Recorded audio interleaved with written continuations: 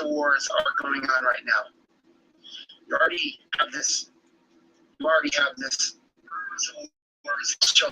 Yehuda being proclaimed as that man. See that ye be not troubled. How many times is this? Another way of saying be ye not troubled is do not fear. You know, I was reading Isaiah chapter 8, and it says, Isaiah like 8:11 or 8:12. Shalom, sister. When they say of these others afraid, that's Isaiah chapter 8. Be not troubled is another way of saying do not be afraid. So these things must come to pass, but the end is not yet. So these things are coming to pass, but we're still not at the end. Nation shall rise against kingdom, and there shall be famines, pestilence, earthquake, first places. We're going to be this with shortages, and we know what shortages have occurred, but we cannot say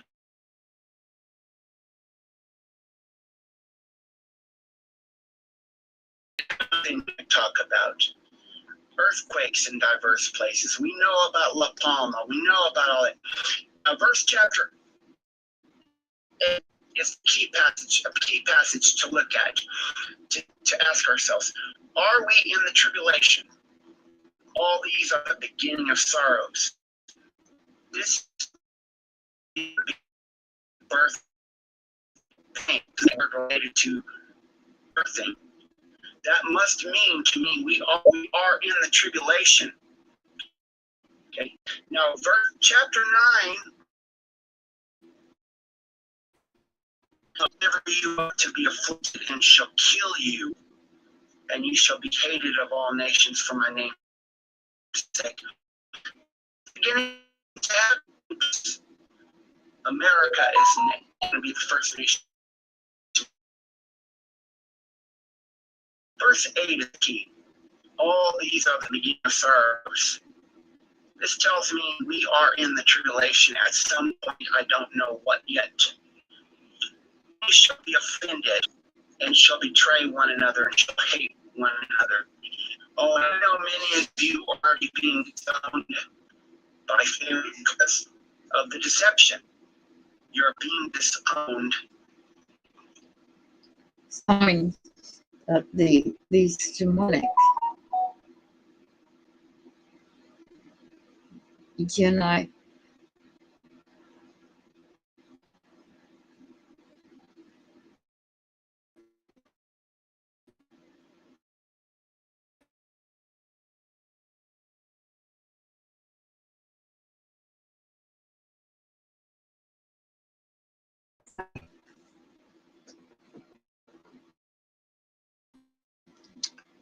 audio. If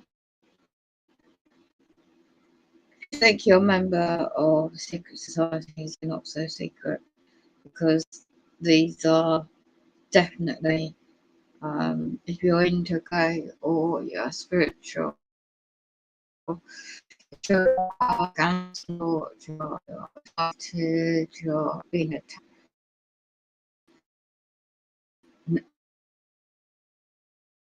Spiritually. And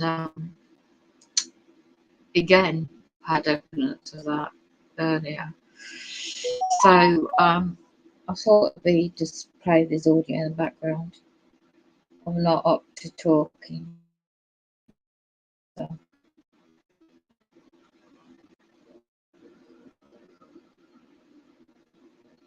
An interview,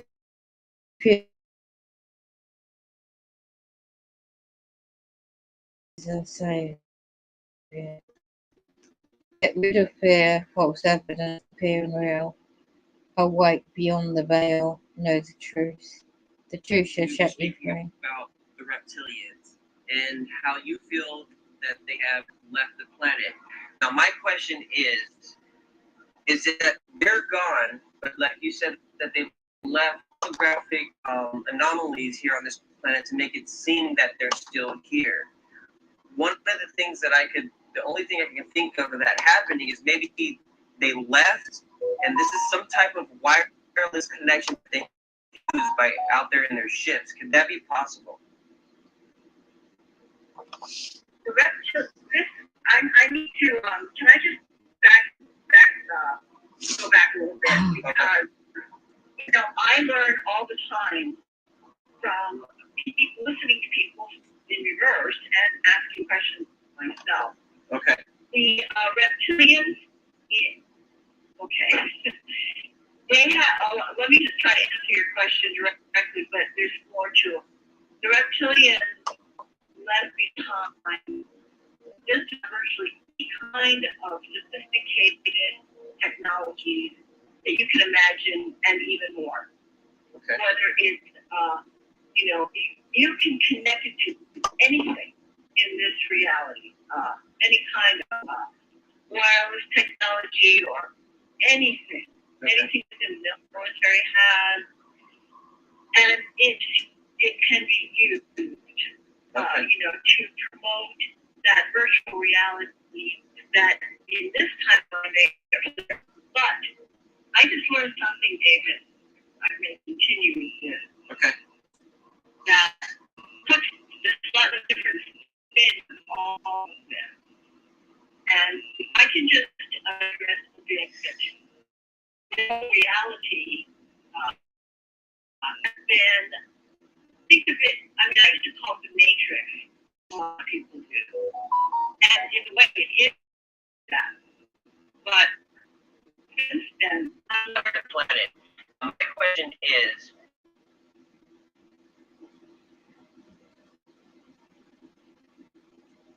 apparently this is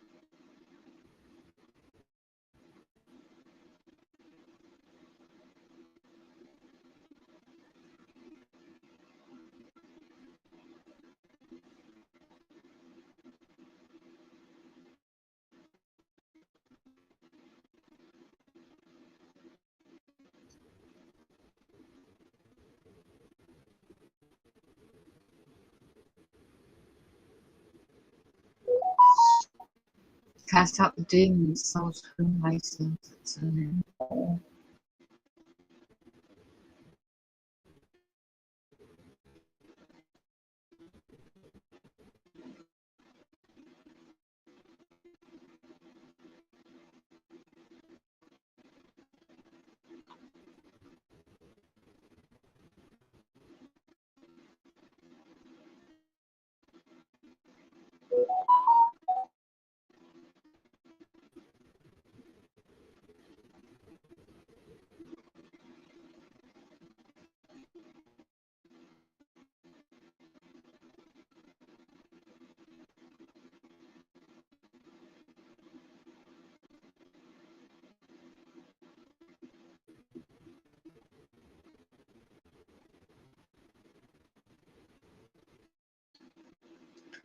about to share an audio. About to share Peggy Kane, Indigo, an audio interview. Okay. This is where you okay, good evening, good day, whatever time difference it is for you. How are you? Like, you should go and tap on the screen if you're not about to share. But playing the audio in the background, I won't be talking, but this is so important times.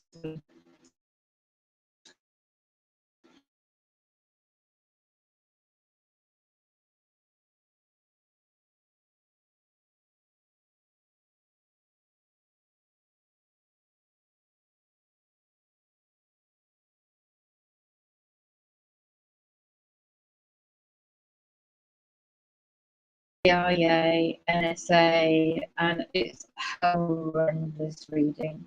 So it's not scaremongering, it's knowledge, it's educational. So know who your enemy is and basically be prepared for anything. So arm yourself up with knowledge, faith, whatever your belief system are. If you are actually a member of Freemasons, you really know at the highest degree level who you're really worshipping, a member of at the high degree level 33, by the way, and it's I think it is.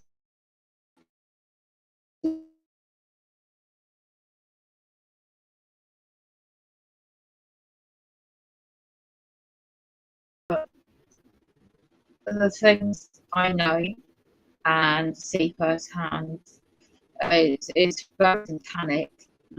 And, it's very fucking satanic. Right, so I'm back to playing audio now. So, hello, Laura.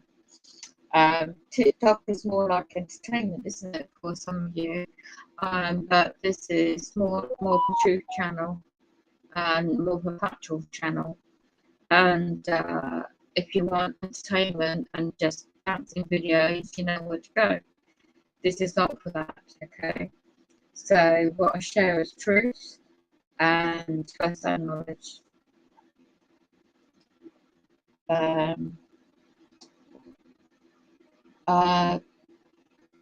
Okay, so here we go.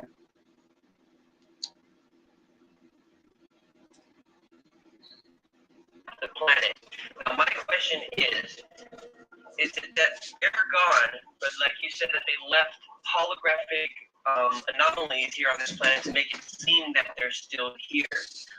One of the things that the only thing I can think of that happening is maybe they left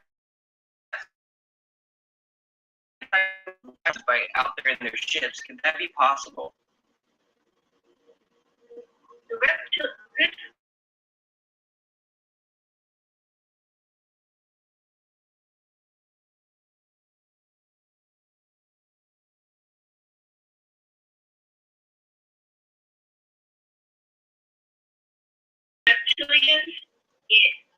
okay.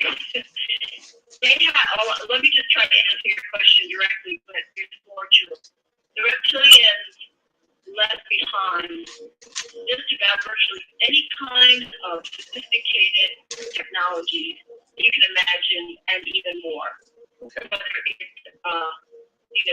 you can connect it to anything in this reality, any kind of wireless technology or anything. Okay. Anything that the military has, and it can be used, to promote that virtual reality that in this time right now. But I just learned something, David.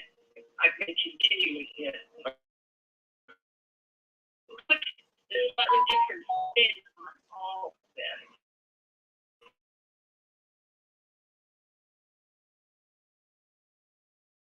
Has been, think of it, I mean, I used to call it the Matrix, which a lot of people use. And in a way, it is that.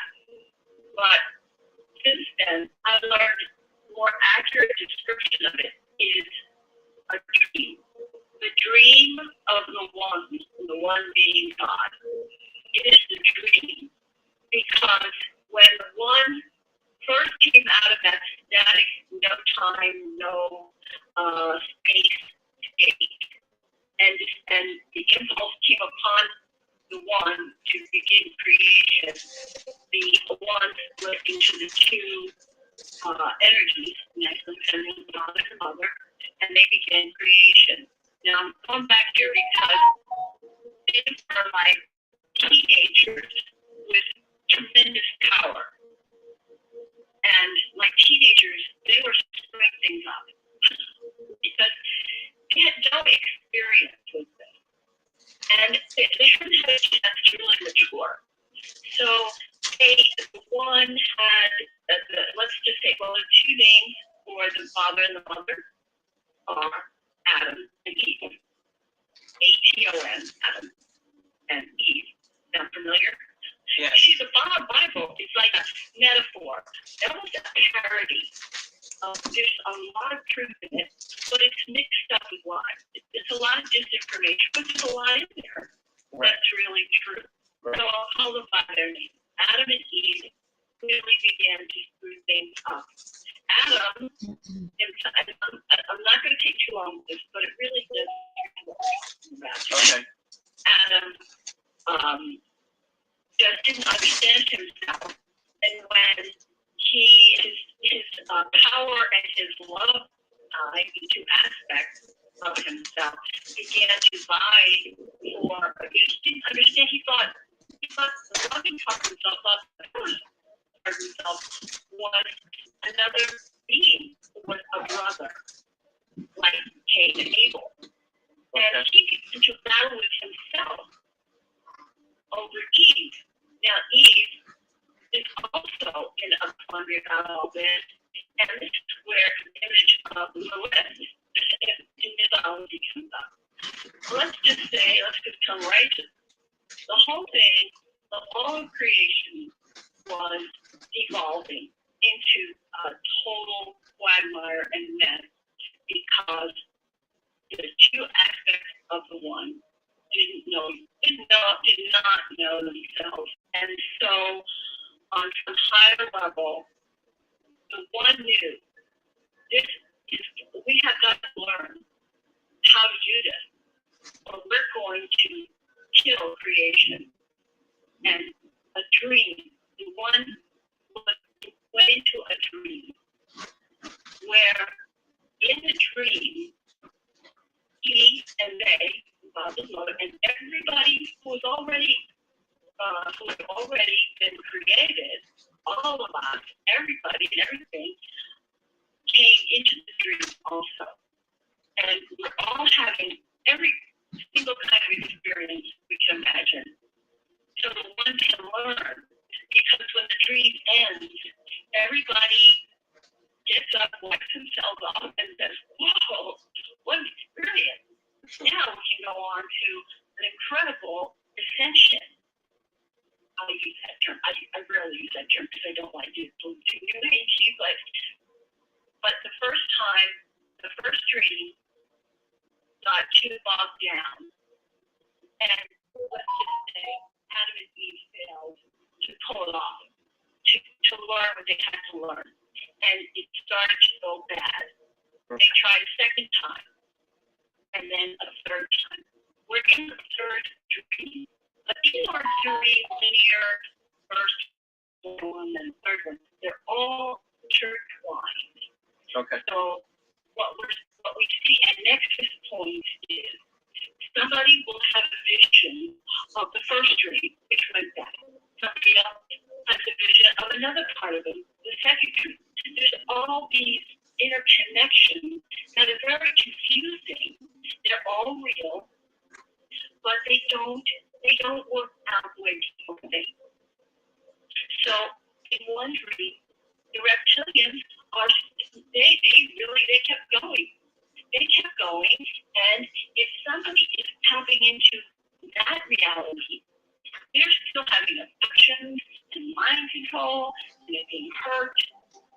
That's why it seems like they're here. In surgery, there's still technology that can influence people, but the reptilians are not here. So, I mean, so by the reptilians, as you mean the elite of the Draco, or the elite of reptilians, or those ones are not here? How do you explain the hybrids, so to speak? Is it because hybrids still have that reptilian DNA in them, but is it like a complete disconnection to where now maybe the human body can take over what it wants to do? I have had a lot. See, I'm getting into this using recorders and getting EVP, and then I started communicating not in a very naive way. I was just totally naive with reptilians because I found that when I would reverse EVP and spoken speech by physical people, I could always hear what was really going on. I didn't understand it. I was like in la la land trying to figure it all out.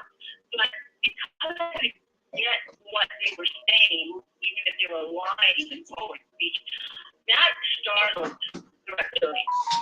And they began to really monitor everything that I was hearing because I was hearing so much. I mean, David, I'm estimating about 200,000 audio files of reverse disorder. It was at least. I do this every single day, almost every day, for the past 11 years. So that's a lot of recording. Yes, very impressive. I don't care what people say in forward speech. They can give you the best story in the world. I will reverse everybody. Because in reverse, they will tell me whether the story is true or not. And if it's not true, they will tell me what's really going on. And it follows the same line. Always. It's always the same line. So you're asking me about the hybrid. Yes. The hybrid led right along with the reptilians and the demons because the hybrids were here to do the cloning. Hybrids were given enough human DNA that many of them could pass as human. There's a video on YouTube, which I don't know if we've talked about this before. It's the time traveler in that Canadian from the 20s. I'm drawing the blank. Okay. It was a movie, The Circus. Okay. And if you look on YouTube, it's called Time Traveler. There's a reptilian hybrid in that video because the guy who put the video up said that it looks like somebody's talking on a cell phone. Well, he was talking on a cell phone. He's dressed up as a woman, but if you look at him, he's very ugly. And the hybrids told me that they were not very good looking. They would have scales on parts of their body. I mean, that's a conversation. They had scales, but they used to have to keep them, covered up. But they could pass. They could pass as humans, in the street physically. But they had to be careful. Trying to think of different names. It's always so well known. That's really cool. Okay, so the hybrids have left along with their puppet masters. Is that what you're saying? Well, the hybrids the reptilians cloned the hybrids. Okay. All of them. They're all cloned. But when they cloned them, they put a chip inside of their head that none of the hybrids knew about. But the chip would go off when the reptilians were finished with them. They didn't want all the hybrids running around. What were they going to do with them? Exactly. They had a job to do. They did the cloning. They worked on it. And DNA gathering and mouse meat gathering. And they were there to serve the reptilians. And they were told they were told by the reptilians that the reptilians were going to go back to their home world in Orion, and the hybrids were told that they could just take over the Earth and it would be their little playground. Humanity and life would be their play toys. They could do whatever they want. Well, that was a lie. And I heard in reverse about their killship, and I told them about it. I was so gleeful. I was like, ha ha ha, you are being betrayed by your great lord. And they went nuts. They went nuts. But they also went on a cloning spree themselves. They started cloning themselves. Just so much going on at the time. I know, it's amazing. It was amazing. But essentially, in this third dream, they're all gone. They're all gone. Okay. They have left. And, but they may still be some in the two sales. I'm going to call them sales dreams. These dreams that just we lost. I was just going to ask you. I'm sorry to interrupt, but I was just going to ask you about that too. What do you think about the archonic field from the knives that are still here? People like seriously being possessed and literally taking over and basically just having their way with them, using them. I guess parasitic beings these creatures are. You said correct me if I'm wrong. Is the reptilians also a parasitic creature? Well, parasitic in that they didn't just like they would suck for energy. Okay. They were parasitic in that way. Yeah, okay. I can say that. They weren't. I mean, they could still survive on their own. I mean, they ate food and they didn't just live, but they lived. They would tap into our energy usually by making people. People would even realize. And this is in their astral. And this is in their astral, right? When they're leaving their body, they would use them in every way. Okay. Yes, they would come into somebody's bedroom, and the person would know something was going on, but they would go into that dream. They would feel that something was off. Somebody was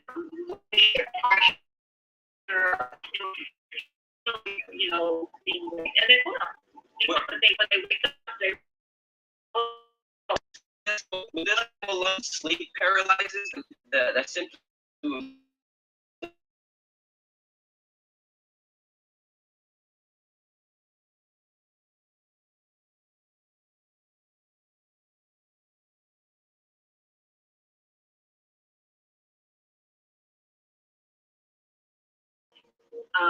except pretty much themselves.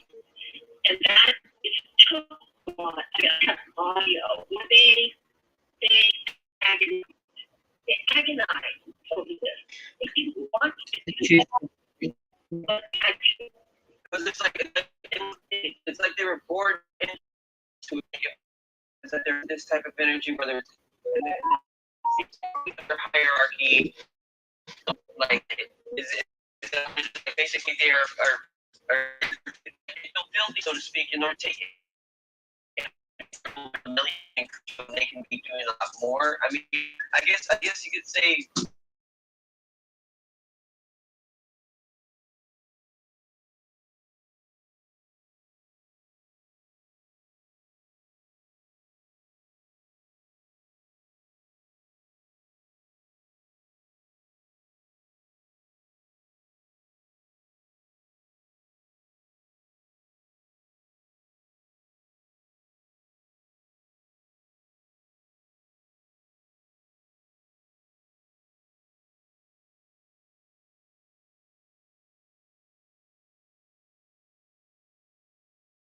characters. We had to have the elite, the New World Order type, the Black Ops, the whole thing to play out. And behind everything, even behind the reptilian, was the energy of separation from oneness. You see, once the one thought that he was two brothers, he was no longer whole. Now he began to fragment himself. and separate themselves and look at parts of themselves with fear. And that's why we had to do this. So the separation in reverse is always referred to as the owl or the snake or Satan, Lucifer. I mean, that energy has a lot of names, but that's separation from oneness. And when you don't feel connected to someone, you can go up to war. You don't feel connected to those people. You can kill them. There's nothing there. Right. And that's so. The owl is essentially not evil, but separate, and therefore you can do anything.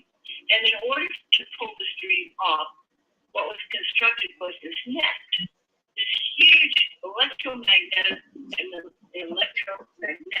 force field that allowed all kinds of paranormal and technological mind manipulations to happen within the frequency band of this net, and they could be put into different aspects of the dream. So that it's so complex and it's so deep. I really don't get it. I'm so, chanting about reversing. It's like to do that, it's not just be psychic or anything. Right. But you have to do it with a knowledge of at least a basic idea of what's going on, or you kind of get lost in it. Excellent. So I kind of off on a tangent here. It's okay. Now, I just wanted to bring up another thing. This is another question we have, because it seems like you were so fixated on Planet X incoming. What information did you grab, whether it's reverse speech or from somewhere else, that you think Planet X is a hologram? That again is how this thing evolved. First, I hear the Planet X constantly in these videos of incoming. As the reverse evolved and events happened, it turned out that in this stream, there's three different timelines going here. In this stream, it was a hologram, but it opened up the net because the reptilians believed that it was also coming. And so they were trying to escape. And once they escaped, the good guys, who were the Pleiadians, Syrians, and they called themselves the Alliance, that began what I call the astral war. When I had my website up, I had 70 articles tracking the events of the astral war, which people here totally missed because it was pretty much invisible to them. They may have seen some fireballs and the phenomena in the sky, and just didn't know what it meant. But I would reverse all these phenomena, and I would find out that it was part of this war. This war was really intense, and it went on for about 2.5 years. And that in this dream, Planet X was a hologram used so that they would try to make a big getaway, which they did in a ship in the Middle East. The ship is called the Phoenix. They had to open up the net in order to get off the planet. And once they opened up the net and took off, they became very vulnerable. It was like there was a breach in the hull of Earth. The net was breached. The good guys were able to come in. They were able to take down the ship and take it to safety because there were a lot of children on that ship. The reptilians had been very, very studiously capturing people and kids and human children. The humans, right? Yeah. Or is it their children themselves? It was humans that they took. No, it was human children. They wanted to see stop, to start over. They treated us as cattle, just like we treat cattle. Right, exactly. So the people who had sent the holographic Planet X, you saying those are the Pleiadians, those are the Syrians? Yes, those were the two. thing, the groups that were involved in what they call the Alliance. I heard about the Alliance very early on. Okay. And, but the thing is now that you see, there are three different dreams. So potentially, and I just found this out about, a couple of days ago, which adds so much information to this whole drama here, because I realized that people are tapping into different dreams and seeing different outcomes. So when, like, this man who is the super soldier, Sam Jenkins, he talks about humanity's done. I didn't get to listen to the second, I just listened to the first one. Humanity's done, the Black Ops, the elite are take over, the Archons, You see the same one? I think it's funny you say that. I think I watched that yesterday. Is he the same one saying that the Black Ops stopped Ascension? Yes, that's it. Oh my goodness, yes. Okay, continue. So, and I paid special attention because when you called me at the interview, you brought him up. Yes. And somebody else had also sent me a link. So I thought, well, now two people within a day recommend listening to something. I'm kind of listen. And I did. And I realized that it's not that he's, just delusional, but what he's doing is he's seeing the bad outcome from a different timeline. Okay. Because there's different timelines running here. Right. But the timeline that we're in, especially if you have a very positive, loving outlook, is fabulous. Yes. It's fabulous. Because once, you see, when people are aggressive towards whatever is happening to them, if they're trying to fight back, which is what I did for years, I fought. I did everything I could to try to stop and kill. I managed to kill some civilians, by the way, just because the hatred I felt it was unbelievable. I mean, they were like capturing children and taunting me with what they could, like, we could still face this little kid in the oven. Oh, like, we have a horror story. Right. So I was so filled with So you say you have killed. I wanted to talk about this. You said that you have killed reptilians. Now, is this in your etheric state?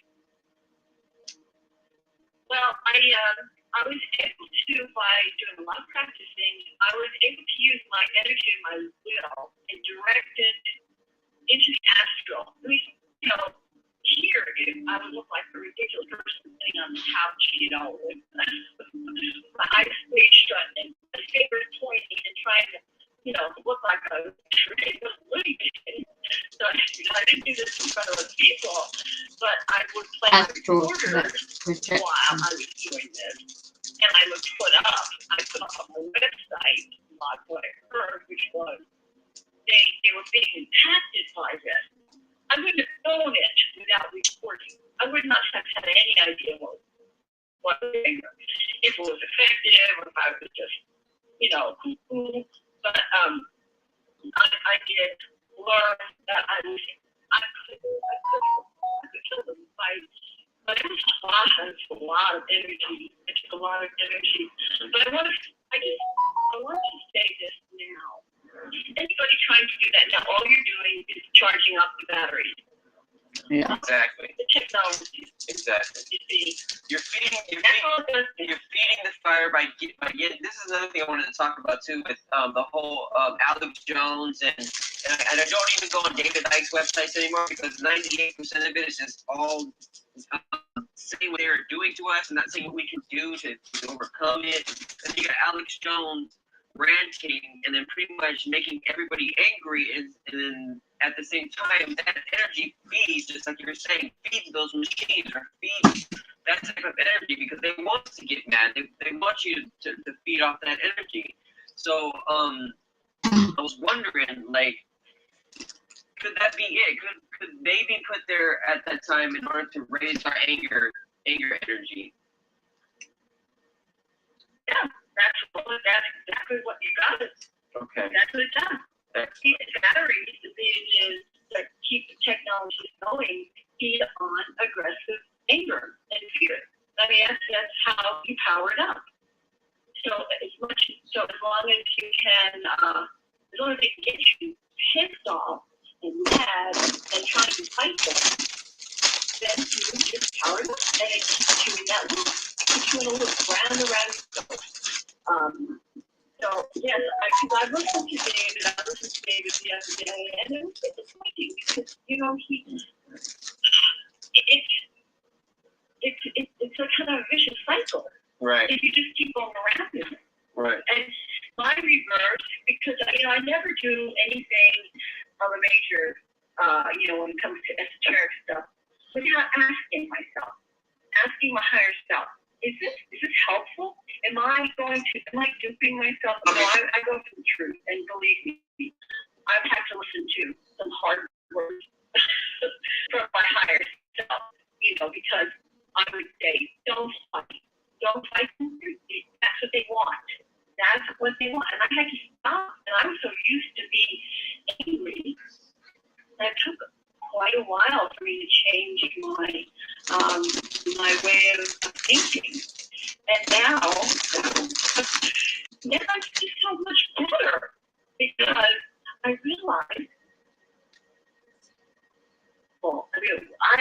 people I was walking on the other side of the board, and I had I do record people. I recorded Hitler, the reverse him. I hit that audio, on the internet, on YouTube. And so I recorded him speaking in German, because reverse is not limited by language. And he said, I was on in all this. They got it. Right, all right. As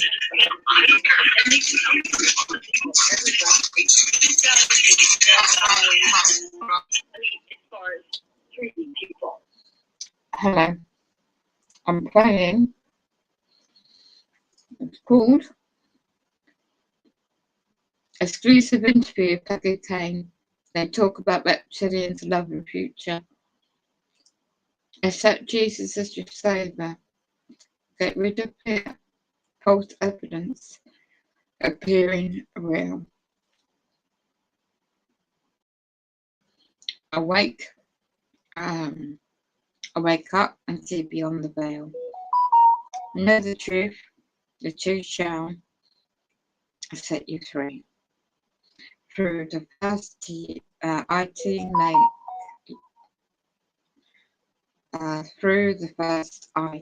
might upset you for a while. I am another you, may you be blessed and be free. It's a channel called,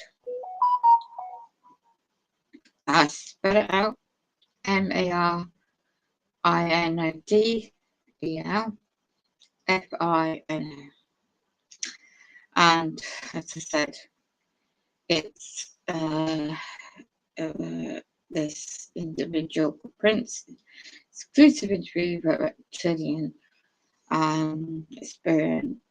Oh gosh, Peggy K. If you can hear that. Okay. World order types. They use them all. The reptilians would use them all to play one against the other. And to always. I saw that man. I saw they were hacking into him.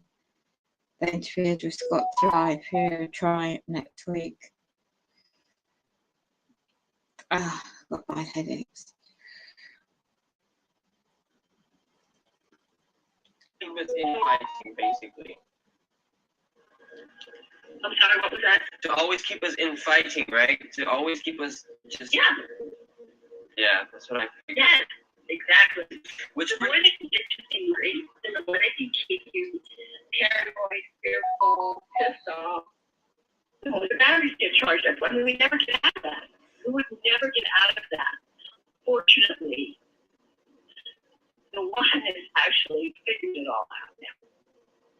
And all of my reversals everything I hear now, everything that I listen to everybody, even from the super soldier, I just started reversing him, is we all played our parts to teach the one. It's time to let go of the anger. Because now that the one understands the dynamic nature of the oneself, then life can work. It's very cold. If he were to stay angry or fearful, life would just evolve into nothing. It was actually, creation was actually going into a tailspin. And everybody, except the most fearful, I mean, there are people who are scared to come into the dream, but I mean, everybody here volunteered. It was bad. Everybody volunteered. That's right. So we got to do this. Got to teach the one everything. And the main thing is let go of fear, because truly, if you love and love powerfully, you will make it. I mean, you will be okay. You'll be fine. Excellent. But you have to let go of fear. Excellent. That's excellent. Okay. The next one that I want to talk about is obviously James Caswell. Was that that was super soldier you were talking about? James Caswell, Michael Prince? James Caswell. I reversed him a long time ago, but I don't even remember what he said. Oh, okay. It's been years. It's fine. It's fine. Well, I'll basically give you the rundown. He basically says he's a clone, that they have made clones of him, and they carry out these not only physical missions, but these astral missions.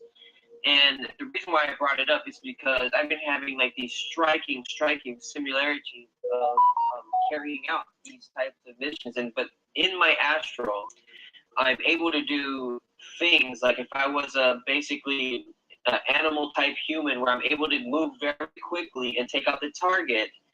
And in my dreams, I know what I'm doing is wrong, but I have to do it in order of a sense of survival. And if I don't get it done, there's a feeling within my dream that something would happen. And it's like kind of like against my free will.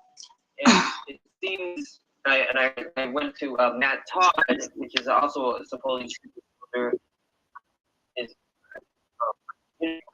listen to his interview, and he says that that's the main reason why they took out the Indians and they took out the monks, is because these beings knew how to leave their body and to create things and to do things. Because when you're out of your body, you can do anything you want. You can manifest. You can fly. You can do all kinds of beautiful things. And the elite or the hybrids or whoever's in charge in that type of control agenda doesn't want us to know about that.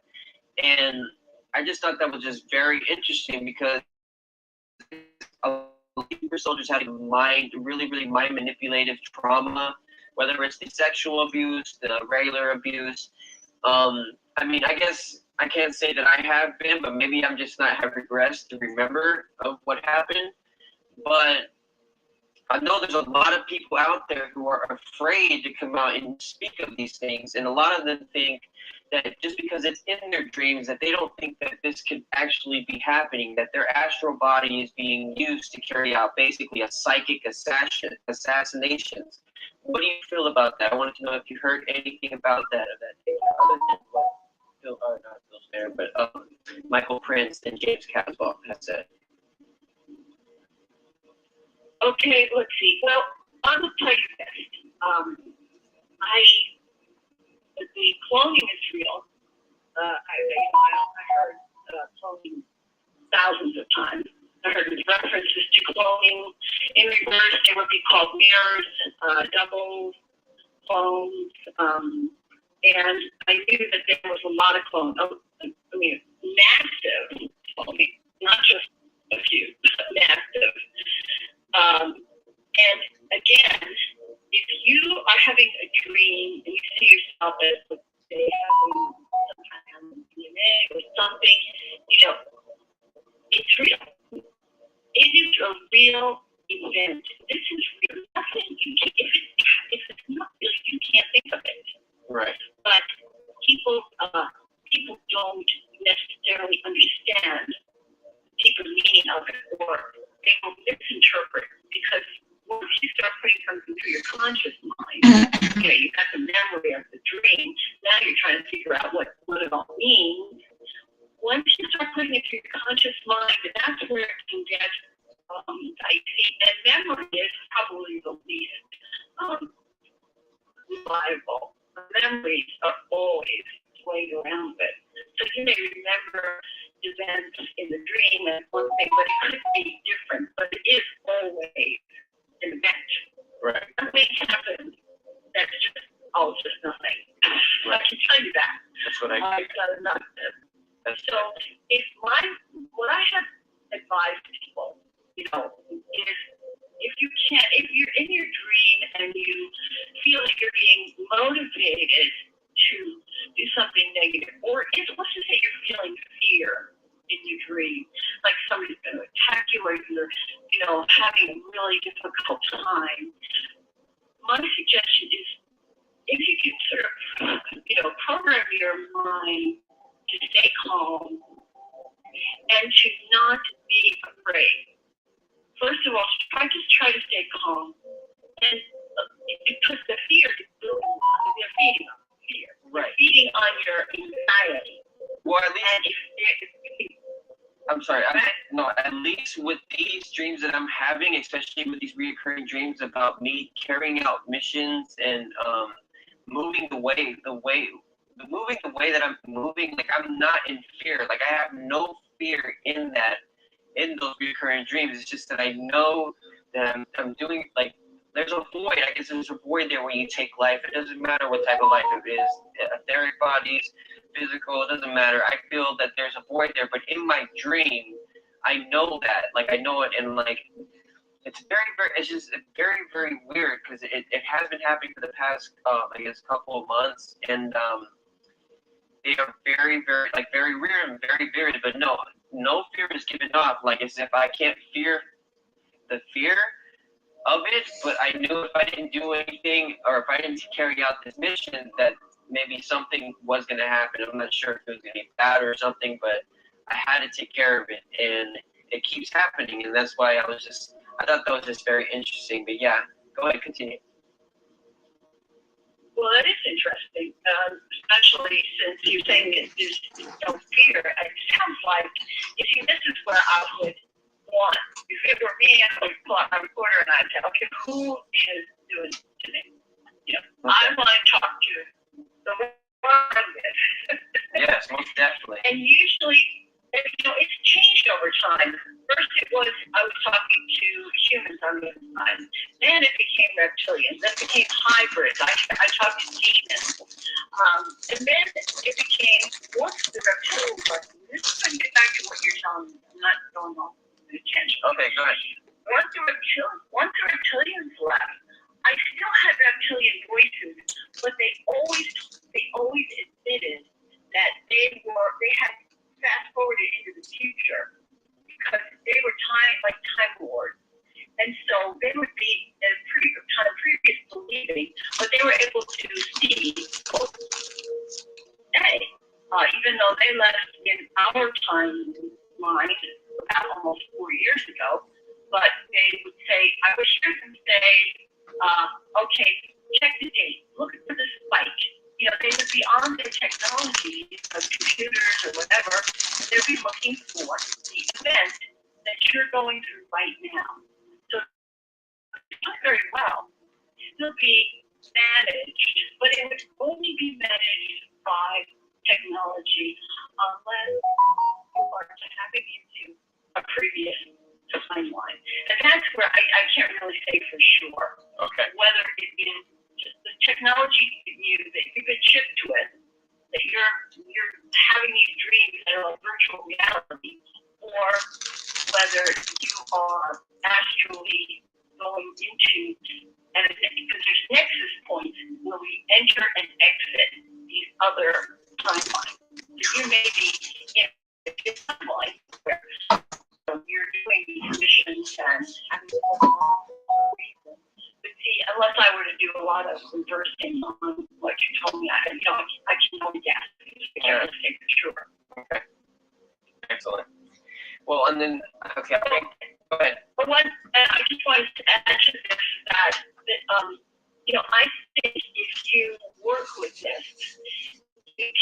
get more insight and maybe turn around so that you don't feel you're being controlled by something else. You want to be the one in control. Yeah. And that's when you call upon the energy and power of the one, maybe before you go to sleep. I don't know how often you have these dreams, but you really power yourself up for positive, loving interaction. Excellent. And that seems to me that will help. Most definitely.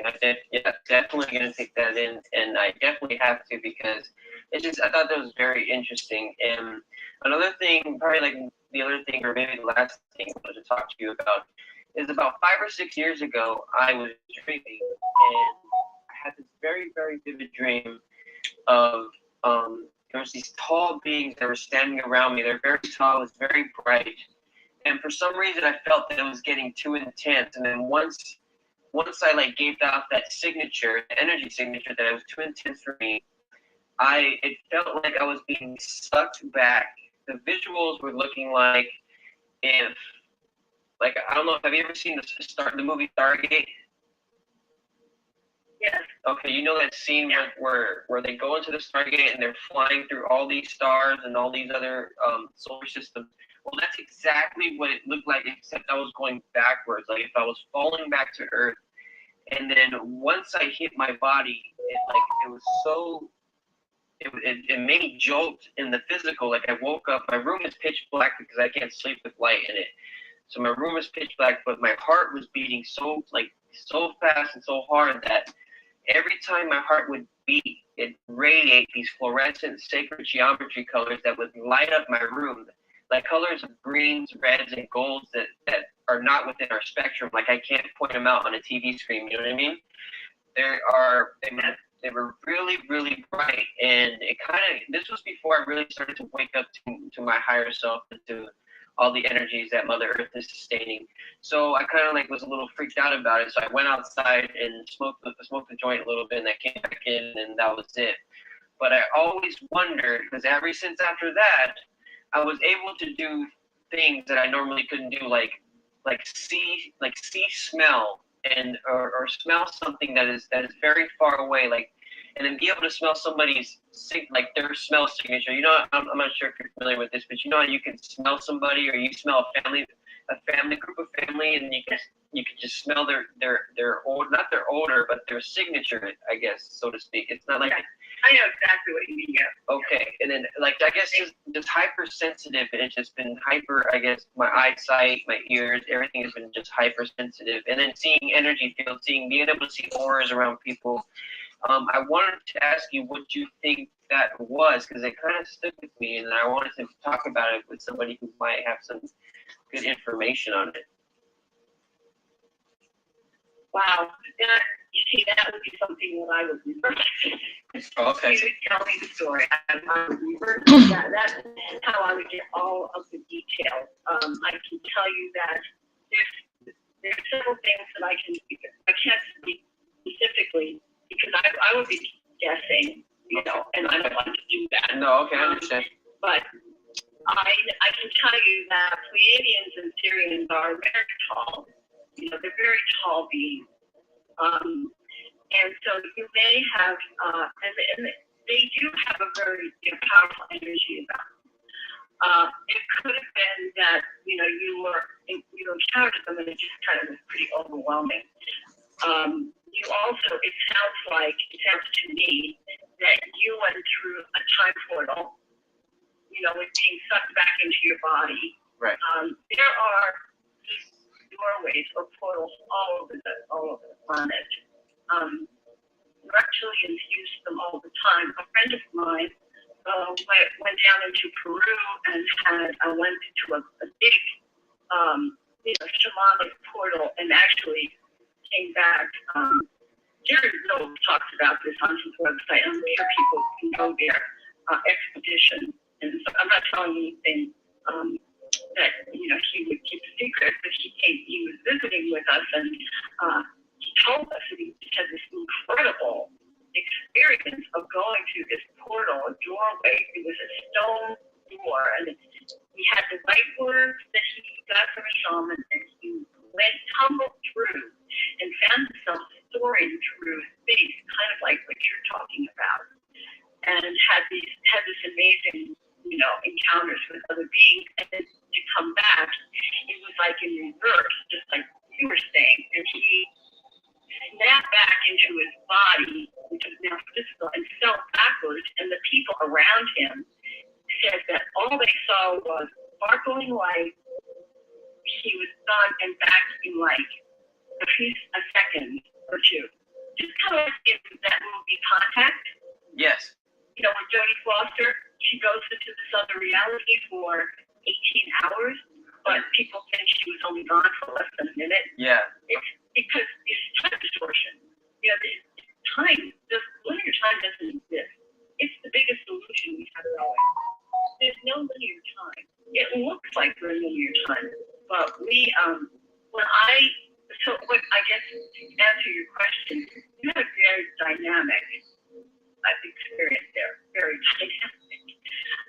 It would be interesting, to find out all the details, but let's just say you probably forgotten half of what you went through. Yeah, more. That's what I was hearing too.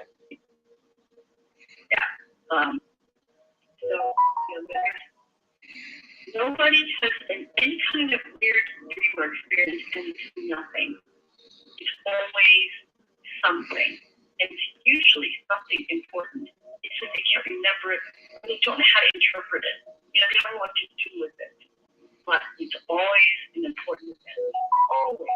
No exceptions. Everything is meaningful here. Excellent. Okay. Now, basically, I wanted to ask another question. Let's see, I think it's maybe two more questions. Just one more question. What do you think the future is for the planet Earth? Oh my God, I love that question. I love it. Okay, this is what has happened, and I'm telling you, I prove everything I say on the forum where I post, which is a forum for EVP reverse speaking.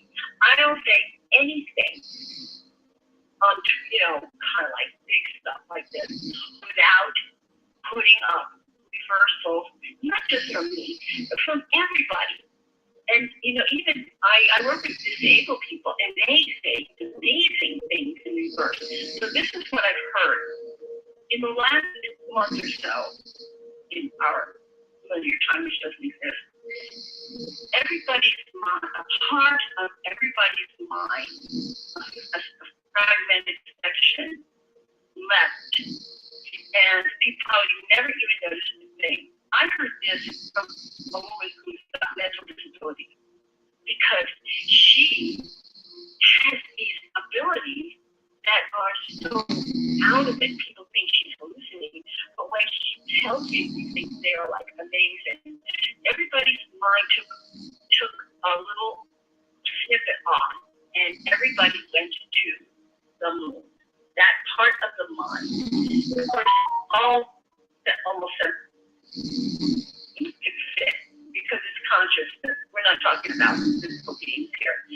And interestingly enough, when I heard this, there was this kind of supermoon, and somebody else was putting up stuff on YouTube that the moon was vibrating. He didn't know what it was, but anyway, this part of the mind was shown in everything.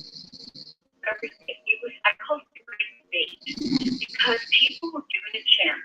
This part of their consciousness was given a chance to express themselves. How could you let this happen? I suffered. I did this. It was horrible. Why would the one do this to his children?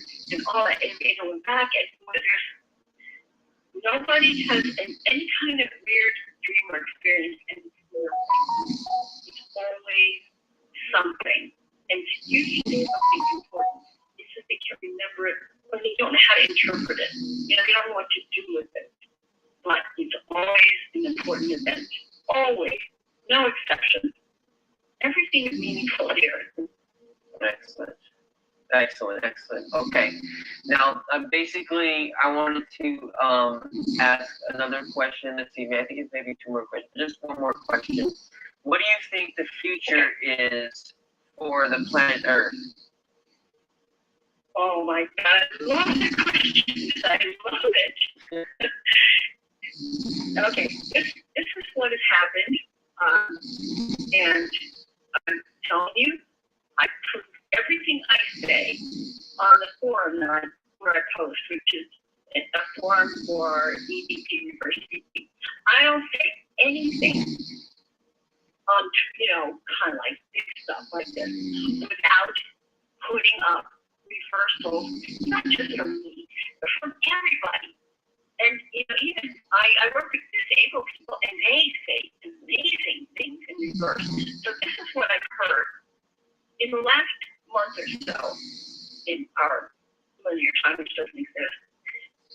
Everybody's mind, a part of everybody's mind, a fragmented section left, and people probably never even noticed the thing. I heard this from a woman who's got mental disabilities because she has these abilities that are so out of it, and people think she's hallucinating. But when she tells you these things, they are like amazing.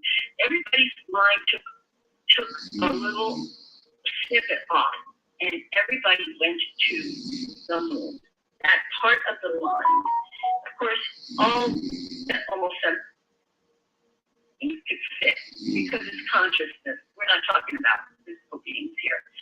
And interestingly enough, when I heard this, there was this kind of a supermoon, and somebody else was putting up stuff on YouTube that the moon was vibrating. They didn't know what it was, but anyway, this part of the mind was shown in everything. Everything. It was, I call it the great debate, because people were given a chance. This part of their consciousness was given a chance to express themselves. How could you let this happen? I suffered. I did this. It was horrible. Why would the one do this to his children? And all that. And it went back and forth, and it lasted. And everybody, I reversed audio from Einstein, from Lee Harvey Oswald, from Adolf Hitler, all these people, the Nanda, all these people who had voices on the internet, and they all talked about the debate on the moon and how they all had a chance to express themselves, because this is a preparation for when we wake up. Everybody's got to see everything that went on. They have to see it. They're going to remember it. And what we don't want is people bitter, resentful, wanting retribution. There's a Alex Jones, well, the New World Order, look what they did, and why should they be okay? And, everybody plays a part. Yeah. It all becomes equal. It all becomes equal, healed with love. Because everybody helps the one to learn. So this part of the mind had to see it. And those mind fragments are waiting at the gateway of the dream. If they didn't come back into the minds of the people, we only work with about 10% of our brains anyway. We're so shut down. We wouldn't miss this fragment at all. So those fragments are waiting for the dream to open up. And once the dream opens up, everything changes. Everything changes. And everybody, every event, every being, animal, vegetable, insect, everybody gets to wake up together because we all play a part. And what comes is a future that's dynamic, that's joyful, that's exciting, that's incredible. The most important relationship, everybody has a true and eternal mate. Everyone, no exception. There will never be anyone else in your life for you but your true mate. will be perfect for each other. And that will eliminate all the problems that we have with the wars and, jealousy and all that stuff. And from there, we guide each other. Young souls will be mentored. They will live in a paradise. We'll live in a kind of paradise, but it's not going to be static. It's not going to be like boring, like sitting around just doing nothing. We're going to be adventurers, explorers, artists, creators. There's going to be no money, no government. We will be able to telepathically communicate with all life. If you want to grow a garden, you'll be able to communicate with the nature spirit, which is earth, the plants in your garden, the soil, the earthworms. You'll be able to go to different planets. I mean, the future is mind-boggling. It's so fabulous. It's so much fun. Yes, it is. It's dynamic and exciting. That's it. It's dynamic and exciting. Excellent. That's in a nutshell.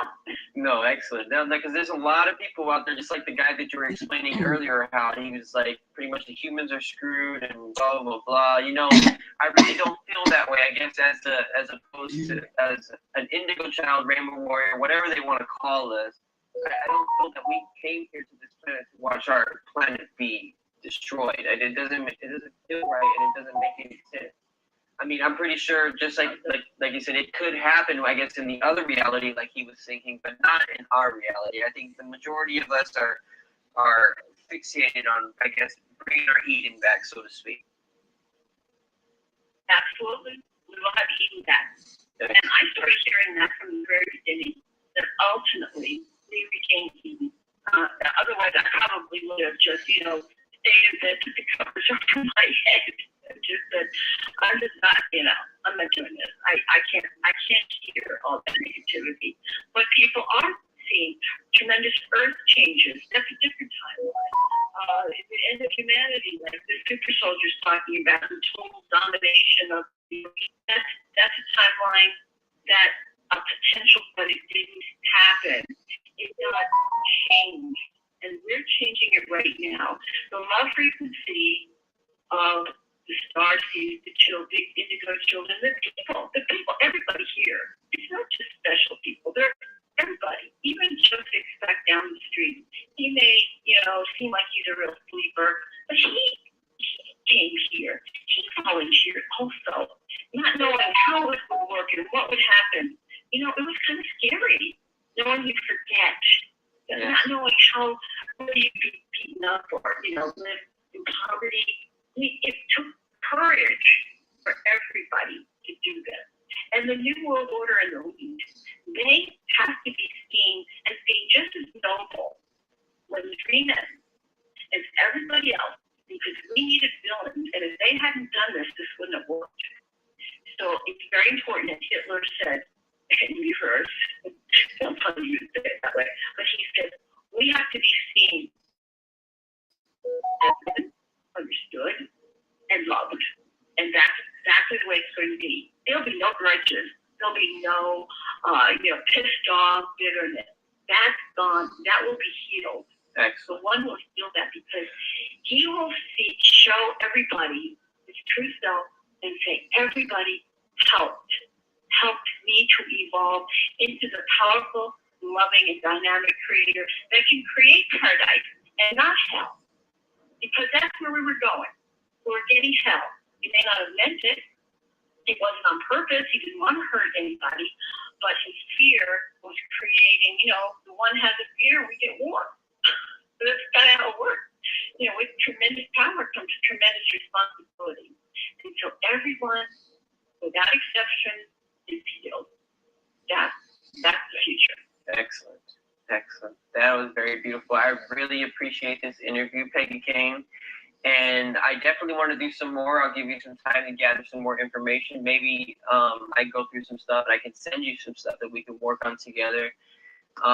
Definitely enjoyed. I want to know, are you ever gonna make any more videos, or are you just on your blogs most of the time? Well, my days of being, big kind of more of a public person, or basically I feel like I've been more of a messenger for, not for the, let me see, how can I say this? No, probably, I may not do any more videos. Okay. Because that's how my role is more of a learning what's going on and passing it. Because once it hits one person, one consciousness, it impacts every consciousness, even if people they're not aware of it. Right. So it's not necessary to try to reach out and touch, 100,000 people, because if I touch 3 people, their consciousnesses touch all life, every consciousness. They're all connected. So that's kind of where I'm at right now. Excellent. Okay, that makes a lot of sense. That's excellent, because that's the domino effect, so to speak. It's just gonna, the truth will always be the last. The truth and love will always be the last stand. So yeah, I definitely agree with that. Excellent. Well, I really hope you have a beautiful day. I appreciate this interview. A lot of people are going to be seeing this, and a lot of people needed to hear this, and this is very cool. Thank you very much. I want them to know. Go ahead. Well, I just want to thank you, David, because this is the most important thing in my life. It gives me an opportunity to talk about it, which I really enjoy. And you are such a beautiful soul. Thank you. Thank you for the work you do. And I want to send, my appreciation to all those out there that are doing their best and really trying to, hold the light here, because it's been hard. Yes. And but the future is fabulous, unbelievably wonderful. Excellent. Have fun and enjoy it. I will. Thank you very much. I will be talking to you very shortly.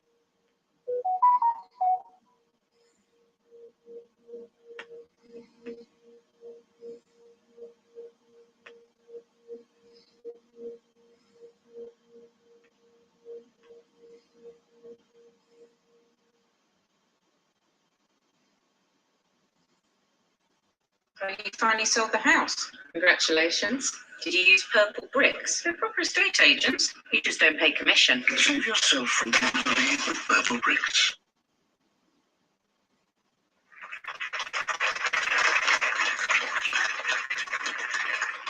Thank you. It is great to be back on this unseasonably warm evening, and I'm delighted to see all of you here. And we're going to have fun tonight. If you've been to our previous events in this series on the nature of reality, you have heard how difficult it is to pin down what exactly we mean by this word, reality, because when you start to peel away the layers of what we think is real, you will find a lot of misconceptions, and it gets pretty weird. Well, this evening it's going to get even weirder because we are about to dive into the human mind and how we perceive the world, and that is a strange place, let me tell you. There are all kinds of questions that continue to swirl around debates over the nature of consciousness. Can we ever bridge the explanatory gap between the physical stuff of our brains and our immaterial minds? Can evolutionary theory explain the origins of consciousness? And what about quantum physics? Does that have anything to tell us about how our minds work?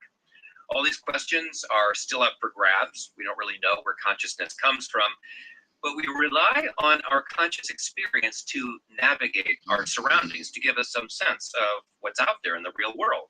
After all, this is our window onto reality. But what if all of that is wrong? What if our brain's picture of the world is actually nothing like reality, and external reality itself is a kind of fiction? Or what if we're hearing and seeing things that we know cannot possibly exist in the world? It all seems to be in our head, but we can't figure out why we're having these experiences, or whether there's even an identifiable part of the brain that's generating these perceptions. So these are really challenging and counterintuitive ideas which cut against the grain of what we assume is real. So buckle your seatbelts, because I think we're in for a wild ride here. And we have two fascinating people to help us make sense of it all. Let me introduce them. Donald Hoffman is a professor in the Department of Cognitive Sciences at the University of California, Irvine, with joint appointments in the departments of Philosophy, Logic, and Philosophy of Science, and the School of Computer Science. He's the author of Visual Intelligence, How We Create What We See, which presents the modern science of visual perception to a general audience. He's the co-author of Observer Mechanics, a formal theory of perception, which offers a theory of consciousness and its relationship to physics. His current work seeks to explain how our perceptions have evolved to hide reality from us. Suzanne O'Sullivan has been a consultant in neurology since 2000, working at the Royal London Hospital, and now as a consultant in clinical neurophysiology and neurology at the National Hospital for Neurology and Neurosurgery. Her focus is on epilepsy, helping people who suffer from functional neurological disorders. She's the author of 2 books, It's All in Your Head, True Stories of Imaginary Illness, about patients whose symptoms had psychological origins, and Brainstorm, detective stories from the world of neurology, about symptoms that are so strange, even doctors struggle to know how to solve them. Welcome, both of you.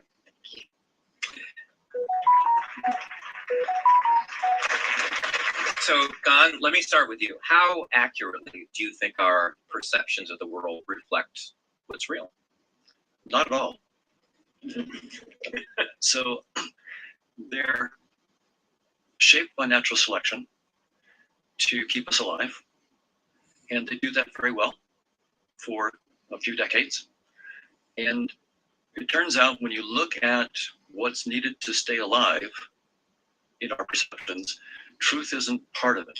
And you can actually look at the structure of evolution through tools like evolutionary game theory and ask specific technical questions. Do organisms that see reality as it is have a greater chance of survival, a greater fitness than those that do not see reality as it is? And it turns out that organisms that see reality as it is are never more fit than organisms of equal complexity that see none of reality and are just tuned to the relative fitness payoffs. Okay, you're gonna have to give an example of this. So what is one organism, maybe us, that just really does not see how things really are? Well, one example I like to give is the jewel beetle. This is a beetle in Western Australia, in the outback of Western Australia. It's dimpled, glossy, and brown. The males fly, the females are flightless. And the males fly around, of course, looking for a female. And when he finds one, he alights and mates. And it turns out that in the outback, there are also these beer bottles that are dimpled, glossy, and brown. They get tossed out in the outback. And it turns out that they're just the right shade of brown that the male jewel beetles flock all over these bottles and try to mate with them. And the females are of no interest compared to these bottles, and the species almost went extinct. And it's the classic thing of the male leaving the female for the bottle. It's tragic. Very tragic. But here's a species where the males had found females successfully for who knows how many hundreds of thousands of years. And you would think that means that they had evolved to truly know what is a female and what's not. And what we see is that's not the case. They evolved with a simple heuristic, a little trick. A female is anything that's dimpled, glossy, and brown. And apparently, the bigger the better. So that's what evolution does. It does things on the cheap, right? Because every calorie you spend on perception is a calorie. You have to go out and kill something and eat it to get that calorie. That's dangerous. So there are selection pressures to do things cheaply. And yet just enough complexity to get what you need to do, like mating. And so that's the kind of thing we see in evolution is we get what are called satisficing solutions. You get just enough to stay alive, and it turns out that truth isn't needed to stay alive. Okay, so Suzanne, let me turn to you. You come at these questions from a very different perspective from your clinical experience in the world of neurology.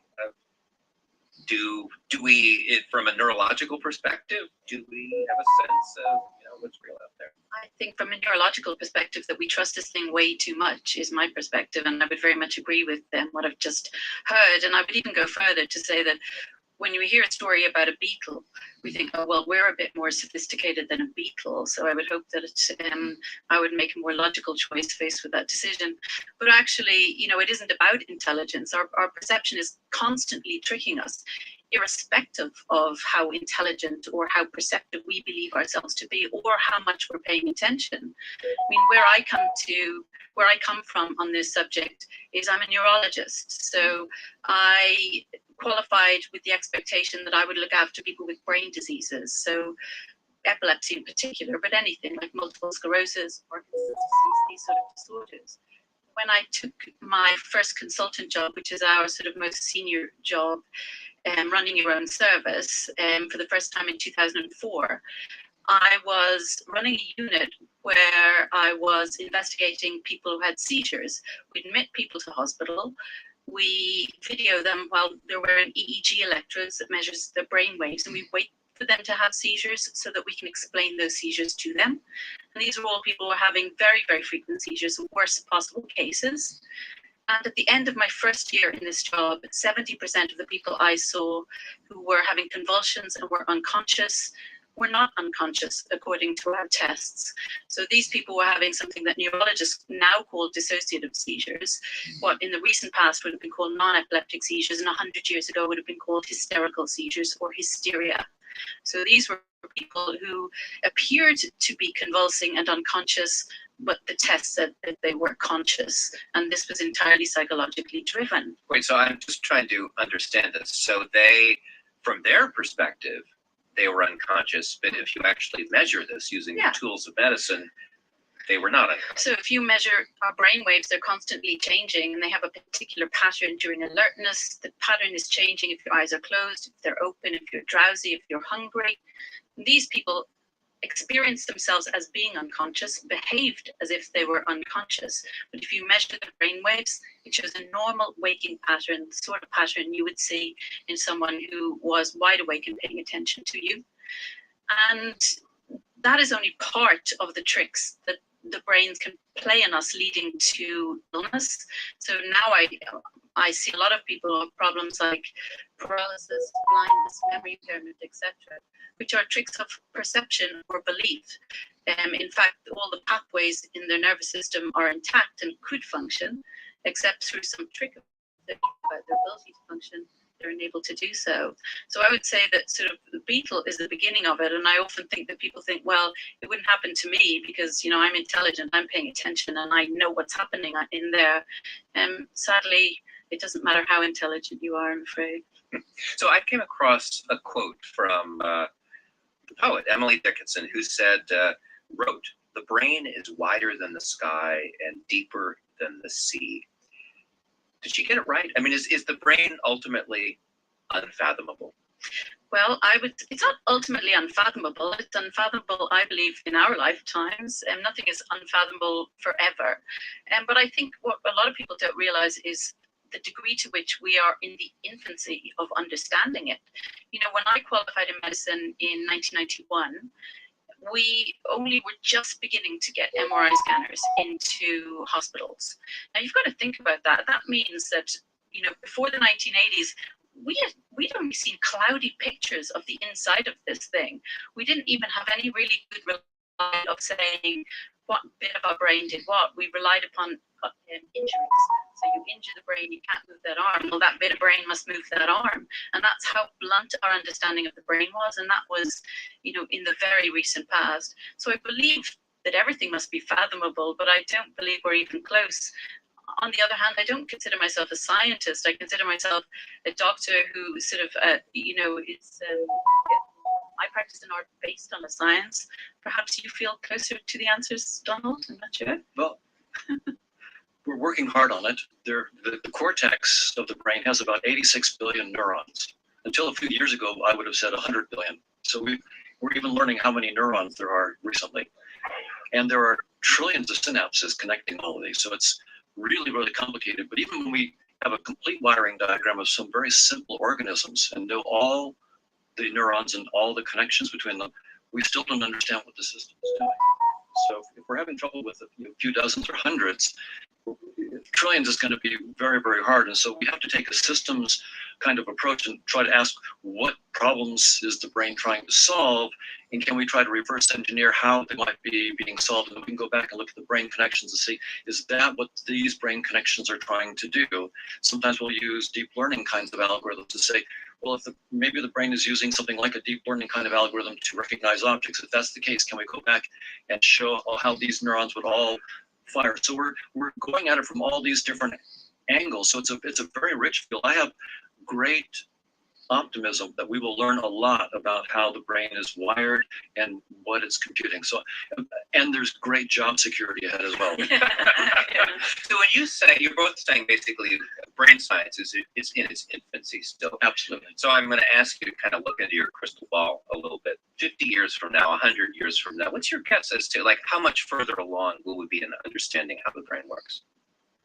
I'm not sure I know how much further we will be along. I'd like to continue to be depressing about how little progress we've made before I can get that far, which is sort of, what we're in neurology, we still cannot make brains better. We're still at the point of trying to figure out which bit does what. We're way better at that than we were when I was in medical school, but that's still the level that we're at. And we're still at the point where we're trying to stop people from injuring their brains and protect brain, because the minute you lose something, we have no way of getting it back. Either the brain heals itself, or we compensate in some way, or we don't get better. So I think where we really are desperate for improvement is in treatments, whereas we're still at the level of just trying to understand the fundamentals of the thing. So I think 50 years, I'm not terribly hopeful. Wow, that's Sorry to depressing. depress you. It's okay. Don? The planet might be dead then. That's even more depressing. I guess I'm a bit more optimistic. I think that we've made some breakthroughs in understanding that I didn't expect. So, for example, I didn't expect us to be able to solve the problem computationally about how to do object recognition for real three-dimensional objects. The problem that we would be several decades down the road. And it turns out with some of the new deep learning techniques, we're able to get computers to do that. And by reverse engineering those computer systems, we can start to get new ideas about how the brain might be doing this. And so my guess is that each new advance that we make gives us exponentially more power as we go forward. We're in the low part of this exponential curve, really slow and plodding, but I think each new step gives us more tools that we can leverage. So I'm actually quite optimistic, but my guess is that there are some very important concepts that we simply just don't have yet. So there's going to be some new discoveries. So I'm interested in what you said. I mean, using these computer models to understand how the brain works. I mean, that's not obvious. I mean, I guess maybe I would have thought it's neuroscience. Neuroscientists who are going in there trying to figure out what's happening at a cellular level, mapping, what happens when this particular neurotransmitter is acting. You're saying that's not enough. You have to map it out with the computer. That's right. And that's one place where, for example, artificial intelligence and computer science work together with the neuroscientists to try to help reverse engineer what the brain is doing. So we do it like a reverse engineering problem. We got this black box and we're trying to figure out how it works. And so we know in the case of vision that, there's an image coming in at the retina of the eye, you have about 120 million photoreceptors. And then by the time you get to some higher level areas of the temporal lobe, we know that you're able to recognize faces and so forth. And so we know the inputs, we know the outputs of the system, so we can try to reverse engineer how could a system do that? What would you have to do? And so you can take it as a pure computational problem. And the deep learning techniques are the latest kind of technique. And I'm not saying this is the end all and be all, but it's where we are right now. And by looking at those, we can then go back and see how the different quote unquote artificial neurons in the neural network might map onto the neurons in the brain and make maps that way. So we're like detectives. We're taking all the clues we can and working on it. So, and who knows, we still may be thinking about it in all the wrong ways, but the tools are getting more powerful, so I'm hopeful, but you may be right. No, I mean, correct me if I'm wrong, but I was reading about an experiment where you ask someone to watch a movie or something over and over again, and then you can reverse engineer that so that you can, through some fMRI measurement, see what movie they were watching. Exactly. That's right. But and I do find that very interesting. But isn't that just, can you extrapolate from one person to lots of people in a scenario like that? Because that's what we've been doing for years, is looking at individual people's brains and injuries and then drawing conclusions from them. Is that going to be different? It will probably be different from person to person, even between identical twins. We know that the wiring of the brain is different even between identical twins. But the question will be how much are the little differences important? So when you, for example, again, I'm not saying deep learning is the final answer, but that's where we are, so I'll use that. When you train up the network, the exact pattern of connections between the neurons is probably the artificial neurons. It's probably not critical. If you train the artificial net again, you might get a slightly different pattern of connections, but it would still have the same functional ability. So we're going to have to figure out what part of the connectivity is really critical and what part of it is slop. And so we have a lot of work to do there, but the individual differences may be important, but in other cases they may not be. So I want to step back for a moment, just sort of try to wrap my head around this notion that what we think is real is not real. I mean, it's sort of, we have almost a fictional representation of reality out there. Why? I mean, wouldn't it be to our advantage to, have an accurate perception of the world? I mean, wouldn't that help us survive? I'm going to give my very simplistic view of this before Donald gives the technical scientific view. I mean, the way we think about it as neurologists, it's practical. So I as I say, I think about things in a more practical way because I have to solve them practically for an actual person. And the way we think about how we perceive things is that we just can't handle all this information that we have. That it's just, it's too much. We've been bombarded with visual and other sensory information all the time. So what we have to do really is just have some sort of a way of narrowing that down to pay attention to the thing that will stop us falling down the stairs, or the thing that will allow us to learn what we need to learn. And that is why we're constantly filtering out things like sensations. You're not feeling the chair underneath you now because it's not important for you to feel the chair. The minute you start thinking about it, well, now you're feeling it. And that these, if you were constantly aware of everything that was happening around you, you wouldn't really be able to function. You need to shut down something. From my perspective, for my patients, that's something that can lead to really big problems sometimes. I meet people who are blind, although they have the capacity to see, they can't see. We don't fully understand how that happens, but we wonder if it is a sort of malfunctioning of this ordinary filtering system, which we need in order to function on a day-to-day level. I think what evolution has done for us is trying to keep us alive. And if seeing the truth was critical to keeping us alive, it would show us the truth. But it turns out it's not critical. In fact, seeing the truth gets in the way of doing what you need to stay alive. And I think a good example is the desktop interface on your computer. And that's what I think evolution has actually done for us. I think that our perceptions of space and time are like the desktop of the computer interface, and physical objects are like icons on that desktop. And that's what evolution has really done for us. It's given us a user interface. And the reason is, for example, if you're writing an email to a friend, and the icon for that email is blue and rectangular in the middle of your screen, does that mean that the file in the computer is blue and rectangular and in the middle of the computer? Of course not. Anybody who thought that just doesn't understand what an interface is about. It's not there to show you the transistors and voltages and magnetic fields. It's there to hide all that stuff. If you had to toggle voltages to craft an email, your friends would never hear from you.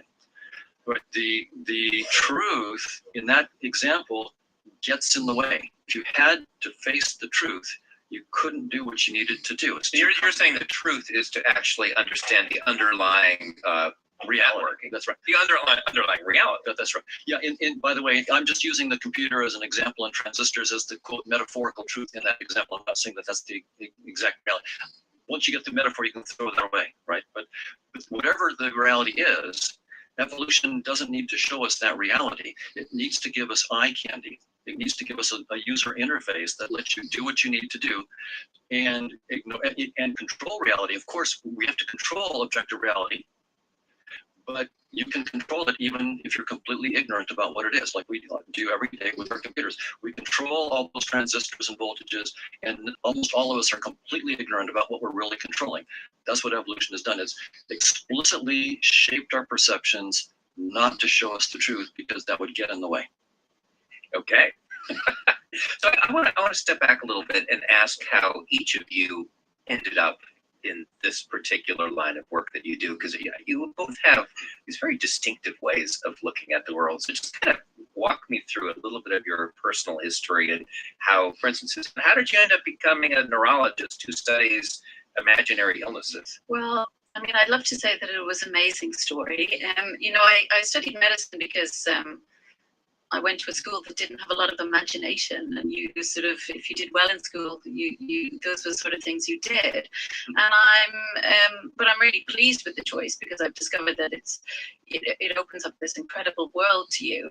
Neurology seemed to be the really obvious thing to me as soon as I encountered it, because there is nothing as amazing as the stuff that happens when this goes right and the stuff that happens when this goes wrong. You know, it seemed to me that other organs of the body had a much more limited range of ways to behave, whereas the brain just seemed of infinite interest to me. And I thought when I chose it, as I've said before, that I was choosing to look after people with these kind of, you know, quite straightforward, in a sense, diseases, so pathological processes of the brain or the nervous system or the muscles. And it wasn't until I was a consultant that I realized that was only the smallest part of what I was seeing. Now, I've been a trainee neurologist for many years. I was extensively well trained, and yet it wasn't until I became a consultant that I took an interest in psychosomatic disorders or physical disabilities that have more psychological cause. And the reason it had escaped me for so many years is because we break down medicine now in this way, where we say, well, you're a neurologist, so you can't find a brain disease. Well, then that person isn't your responsibility, and so on. So it's quite easy now as a doctor to become very focused on one organ and ignore everything else. But once I became a consultant, I realized how frequent seizures, paralysis, headaches, memory loss, all sorts of different sort of symptoms that are psychologically caused are sort of passing us by, even though they're extremely serious, even though they're extremely prevalent. There aren't a great deal of specialists who look after people with these problems. What we do as doctors now is we say, well, your brain scan is normal, so you can go away, or, you know, I can't find anything wrong with you. Even if the patient is clearly having problems, in other words, if the doctor if you can't find it on the machine that says, oh, here's the cause, you just kind of throw up your hands in despair. What can happen is you say, well, you're not my responsibility not so much as you're not, there's nothing wrong with you, but, you know, if I can't find a brain disease, then I suggest you go to another specialist, because I can't find what I'm supposed to find, which makes a particular proportion of patients very easily pass between different people without ever getting a satisfactory answer. I'm speaking as a neurologist, but these sort of symptoms occur in all specialties. So people who feel they can't breathe and have shortness of breath, there's nothing wrong with their lungs. This is more psychologically driven. Pains in your chest, pains in your joints, everything. Every specialty is represented in this. I discovered when I became a consultant that if I didn't take more of an interest in this, I would spend a considerable amount of my time telling people that their scans were normal and sending them away. So I chose to take an interest in it. And now I find it so endlessly fascinating, but also imagine yourself in a situation where you're having seizures and a neurologist tells you don't have epilepsy and that your scans are all fine, and therefore you can go back to some other doctor to solve it. It is the ultimate dismissal, and I think that structure of medicine needs to change. Don, let me turn to you. How did you end up doing what you do now? I was a pretty geeky teenager, and I was very interested in the question, are we just machines? Are people just machines? I was learning a little computer programming and getting the idea that was pretty powerful. You could do a lot there. And my father was a minister, a fundamentalist Christian minister, and so I got a different story on the weekends than I got when I was doing technical stuff during the week. And so, you know, as a teenager, you don't know you're just listening to the authorities. And so I decided I was very interested to try to understand that question. Are we just machines? And I realized that to really understand that, I would have to do some hard work. And so I ended up working in the artificial intelligence laboratory at MIT, working with a guy named David Marr on vision problems, trying to actually build working vision systems. I figured I needed to take on some really concrete problem and solve it so that you really understand what's going on. Pretty soon my bigger question was the question of consciousness. How is consciousness related to the activity in our brains? Is it fundamental? Are our brains fundamental? Does it give rise to consciousness? And that's an exceedingly hard problem. In fact, it's called the hard problem of consciousness. And I sort of understood that it would be foolish to try to take that on without really having gotten a lot of tools, learning a lot of tools. So I spent quite a few years just working on specific problems in computational vision and publishing papers about how vision does this and that, so I could really start to understand the neuroscience and so forth. And then I started to back away from that and say, okay, at some point you can't just be building up to it, you have to do it, otherwise you get too old to do it. So then in the last 20 years, I've been really trying to focus now on how is consciousness related to brain activity and trying to make some progress on that. So are we just machines? Great question. The answer is I don't know, but the theory that I'm pursuing right now says the answer is no. So I'm pursuing a theory that says that consciousness itself is fundamental to reality. Okay, so explain, how do you even go about answering that question, whether we're a machine or not? Well, so there's a field within computer science is called automata theory, and something called a Turing machine. And there the whole formal area where, so when we talk about what do we mean by a machine, or are we machines, it's actually a technical question. Are we just sort of so-called Turing machines, or equivalent to Turing machines? Are we basically just being programmed by our brains? Is that really the question? That's part of the question. It's can we explain everything that we are with unconscious physical systems that just implement circuits that could do Turing machine computations? That would be the technical way of putting up the question. And in some sense, to explain human intelligence, problem solving, attention, memory, and so forth, Turing machine theories turn out to be, as far as we can tell, perfectly fine. There's no hard problem there. We have nice technical problems, but to give computational models of attention, memory, learning, problem solving, intelligence, no problem. The real problem comes in the simplest parts of our everyday life: smelling coffee, feeling the velvet, hearing, those raw sensations. We have no idea how to give a Turing, like a machine theory that can start with just machines and give us what these conscious experiences are. No one has any clue how to do that.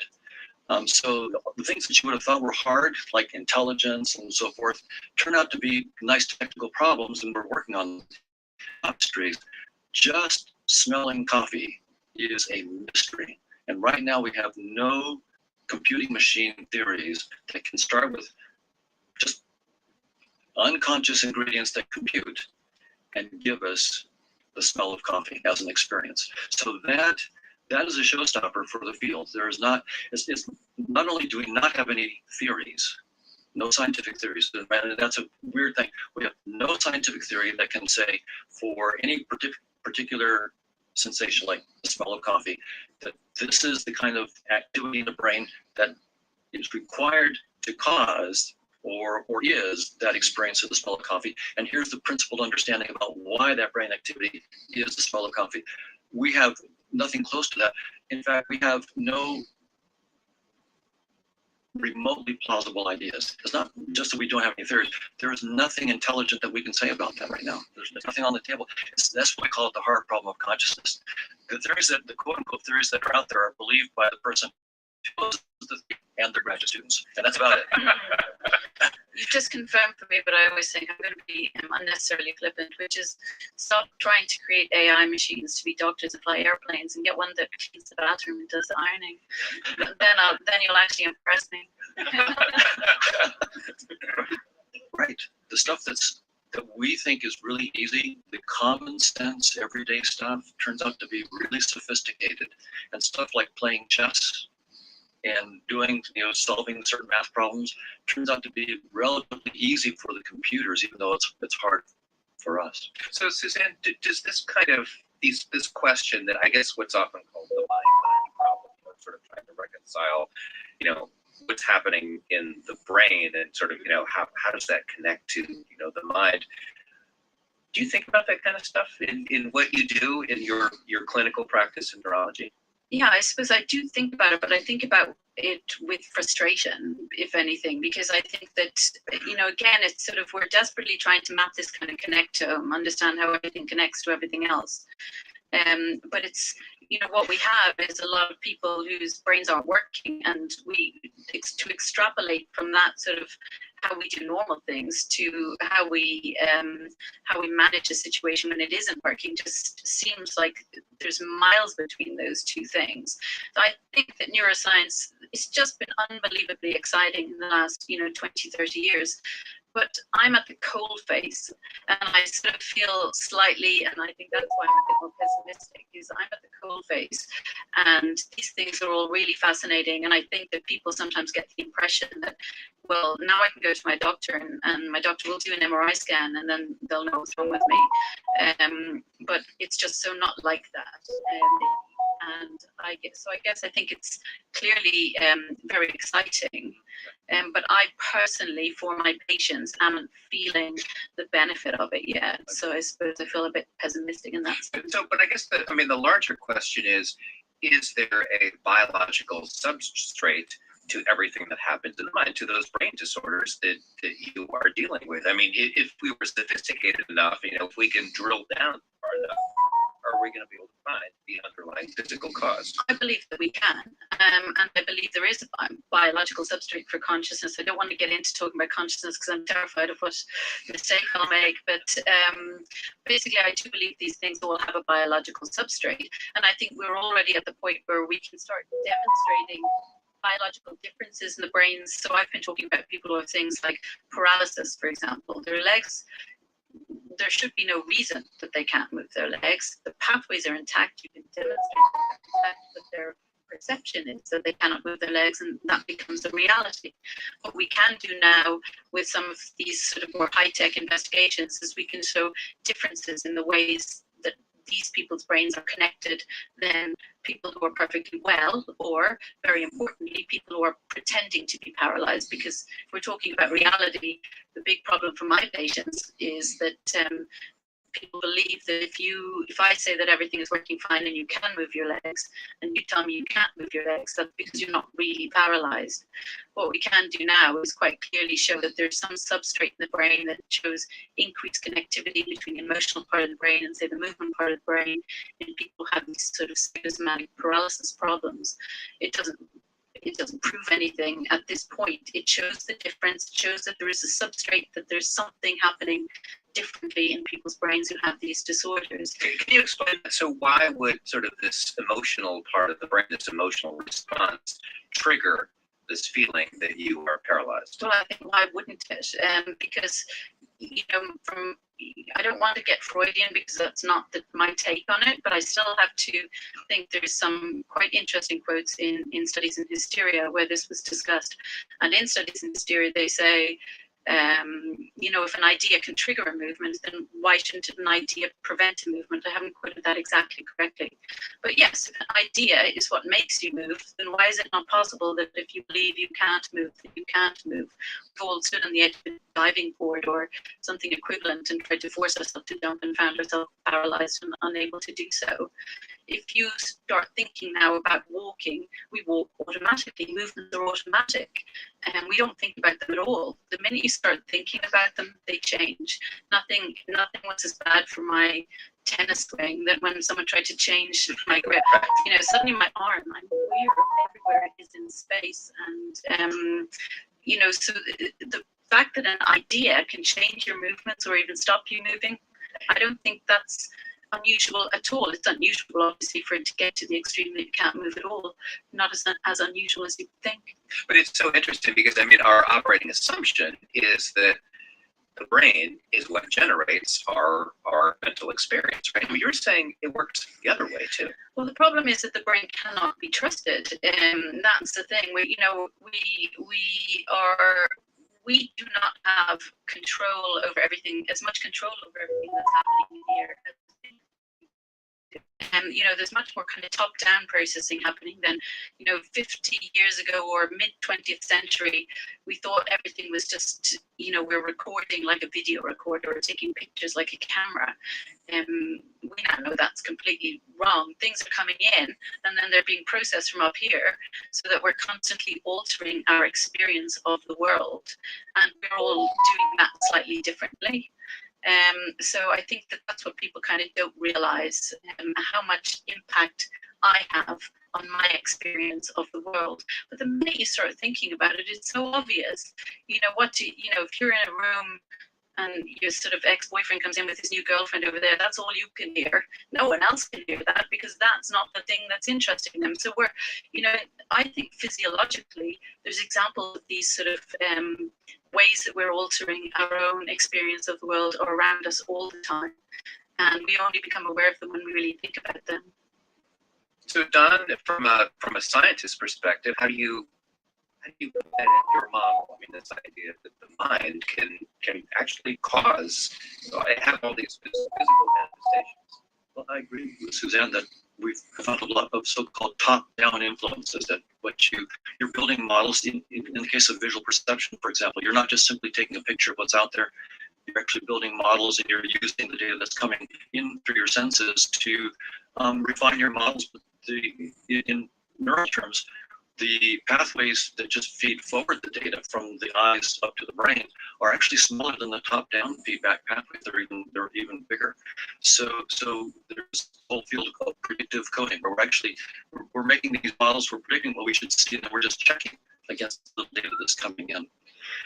And there's another level of this, though, and that is we do have clean evidence, except in some of the cases you're talking about, that there are clean correlations between neural activity and our conscious experiences. Although in some of these cases, you're showing that the neurobiology says one thing and the conscious experience is something else.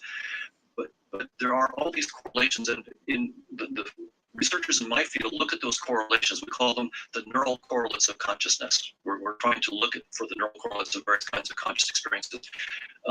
And there's lots of them, but the old adage, correlation doesn't apply causation, definitely applies here. Just because a bunch of people show up at a bus station and the bus shows up doesn't mean that the people caused the bus to show up there. There was something deeper, namely a bus schedule, that caused both to show up there. And so when we have these correlations between brain activity and conscious experiences, we definitely have to, most of my colleagues think that the brain activity causes the conscious experiences. And the reason why I've been looking at this evolutionary stuff and showing that we haven't evolved to see reality as it is because it has an important implication. It means that the very predicates, the very language of space and time and physical objects is the wrong language to describe whatever the true. We have the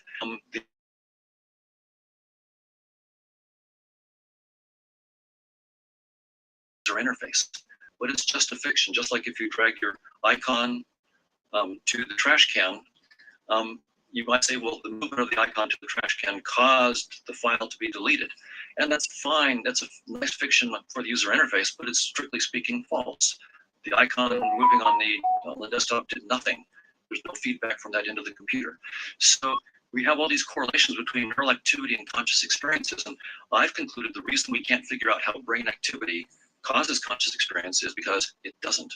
Doesn't there have to be something that causes conscious experience? Something deeper has to cause both our experience of the brain and the experience of the other conscious experiences that we have. What's that something that's deeper? Well, what I'm working on is an idea that consciousness itself, along the lines you were talking about, the consciousness itself is fundamental. And to make that a scientific theory, I've had to develop, and I've published a couple papers with some colleagues on a mathematically precise theory of consciousness. And it's mathematically precise not because I think I'm right. I'm probably wrong, but the point is to be absolutely precise so that we can figure out where we're wrong. And that's sort of the spirit of science, is absolute precision in what you're claiming, so that you or others can figure out where you're wrong, and that's how you get things going. So when you say your theory is that consciousness is fundamental, in other words, it can't be reduced to something. It can't be reduced to, I suppose, the stuff of physics, right? That's right. You're saying it's outside the whole world of matter, of particles. It's something else. That's right. So it's every scientific theory makes certain assumptions. It says, please, if you're a physicalist, you might say, grant me space and time and neutrons and protons and electrons. If you grant me that, then I'll explain chemistry and biology and even psychology and consciousness. And what I'm saying is, those are the wrong things to start with. Space-time and physical stuff are the wrong starting point. Let's start with conscious experience of chocolate, the smell of garlic and so forth. Start with consciousness, have a mathematically precise theory of that, and then show from that foundation how space-time and physics comes out as a user interface that certain consciousnesses use as they interact with other consciousnesses. So it's a very different kind of approach. And do many people agree with you on this? Oh, very, very few. Just my graduate students. Only my graduate students. Well, you might ask, how would physicists think about this? Because surely physics knows that space-time and matter is fundamental, and some cognitive scientist is saying that space-time isn't fundamental. The physicists can come back and just put me in line. Well, it turns out that physicists, for example, Nima Arkani-Hamed at the Institute for Advanced Study at Princeton, Ed Witten, who won the Fields Medal, David Gross, who won the Nobel Prize, these guys are all saying this phrase: space-time is doomed. What does that even mean? Well, yeah, it's pretty profound. What they're realizing is that in the attempts to get general relativity and quantum field theory to come together into a unified quantum gravity, they're going to have to let go of space-time. What we thought was the foundation. We all think of space-time as the stage on which the drama of life plays out. Wasn't that Einstein's great discovery? That was his feeling, and he assumed that space-time was fundamental, and he had the space-time loaf and so forth. And so the stage has been there for almost 14 billion years, and life wasn't even on that stage for who knows how many hundreds of millions of years, and consciousness didn't get on the stage until much, much later. That's the standard story. And now we're realizing that space-time has to be emergent from something deeper. It cannot be fundamental. We just can't. So this is from the physicists, like, again, Nima Arkani-Hamed. And they don't know what's more fundamental. Seth Lloyd at MIT has proposed that maybe quantum bits and quantum gates. So not in space and time. These are now bits and gates in outer space, but not in space. And each of those gates, its action gives you a little bit of space-time, and the curvature of the space-time is proportional to the action.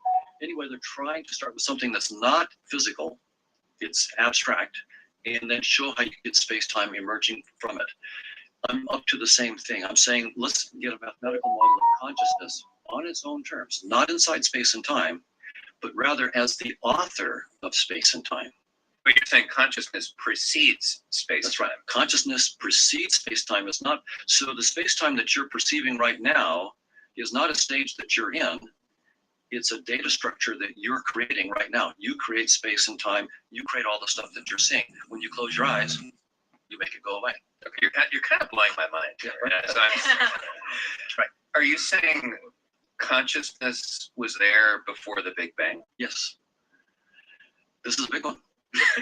That's right. Yeah. I'm sober. That's it. I'm saying consciousness is fundamental in that deep sense.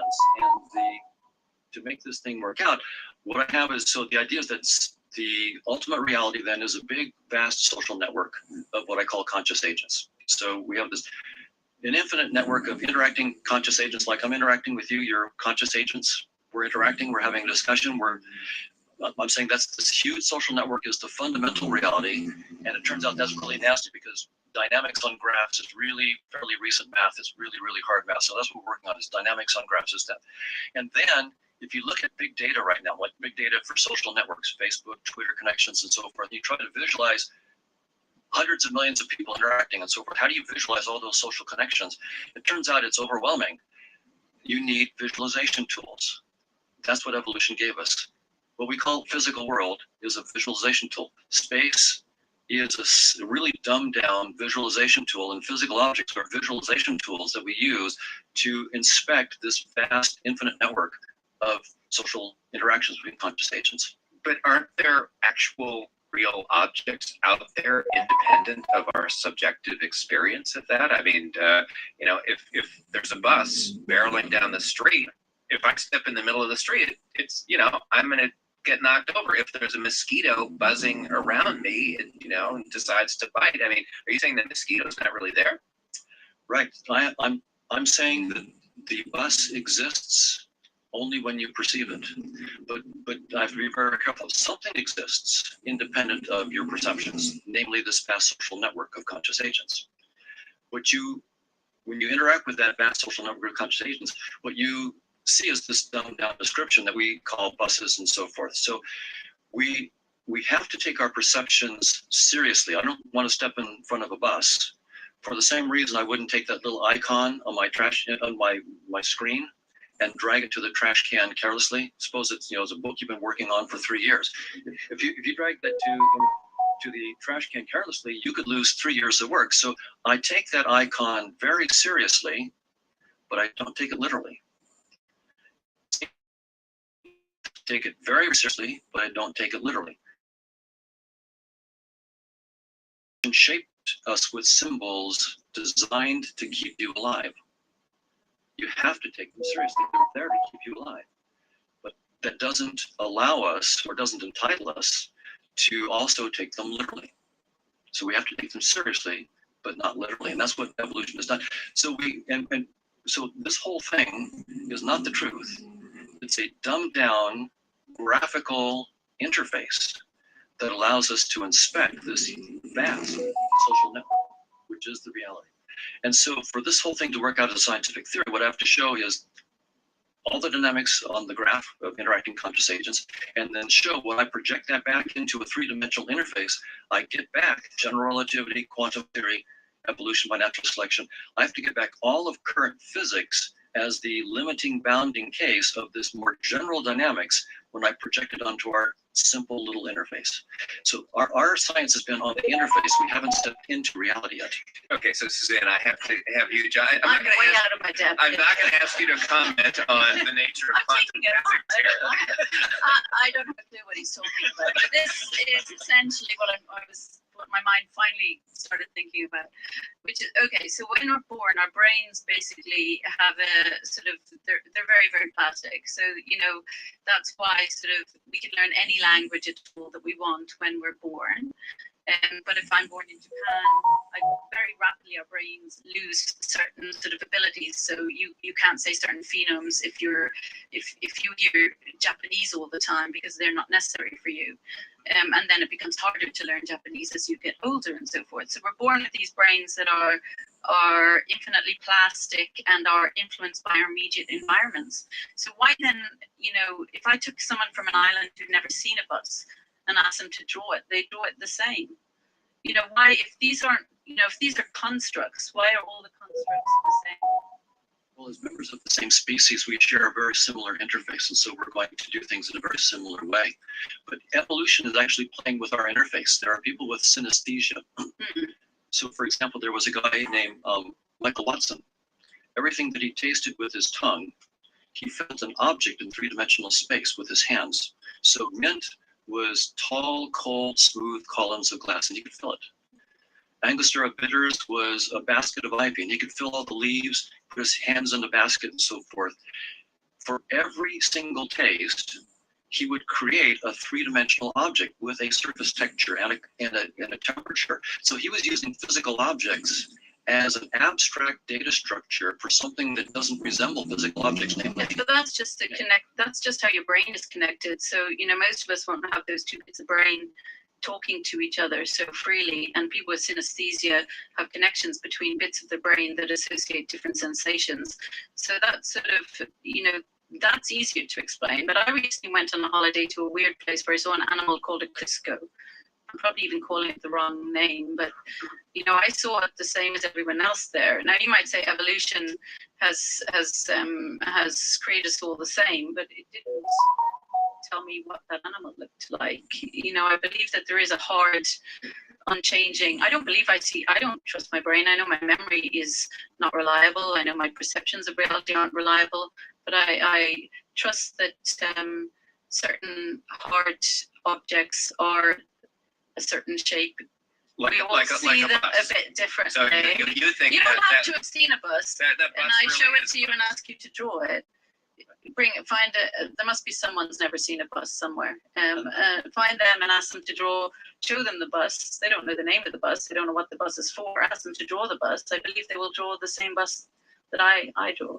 Right, and I would explain that by saying that we all share roughly the same interface. So we have the same graphical user interface, and because we share the same user interface, whatever the objective reality is, I'm proposing as conscious agents, but whatever it is, we project that reality into to a similar interface, and that's why we all agree. And then what we do is we say, well, because we all agree, therefore we're all saying outside ourselves. That's right. Entirely outside. It's entirely outside of space and time.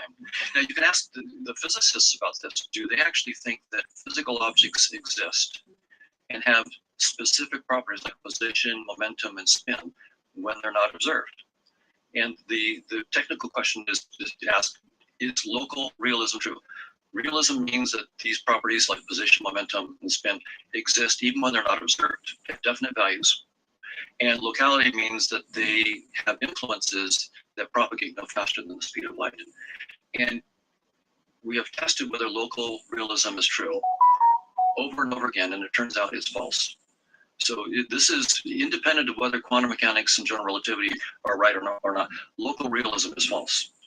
And something else called non-contextual realism, the idea, do particles have their positions, momentum, and spin definite values? And do the values they have not depend on how we measure them? That's the non-contextual. And it turns out contextual realism, the claim that they have their values and the values are definite and don't depend on how we measure them, that's also false. Now, I know that most people who study consciousness, neuroscientists, philosophers of mind, think you don't need quantum physics to explain any of this stuff. That's the wrong level of analysis. I mean, what matters is, what's happening at the level of neurons, neurotransmitters, synaptic connections, all of that stuff. The other stuff is irrelevant, basically, to our understanding of consciousness. You obviously disagree, right? Right. You're right that I would say 99% of my colleagues in this field think that we don't need to look at quantum effects. There's one big exception. Penrose and Hameroff have a theory in which the quantum states of certain microtubules in neurons of the brain are critical to their theory of consciousness. And most people think that theory most of my colleagues they're crackpots.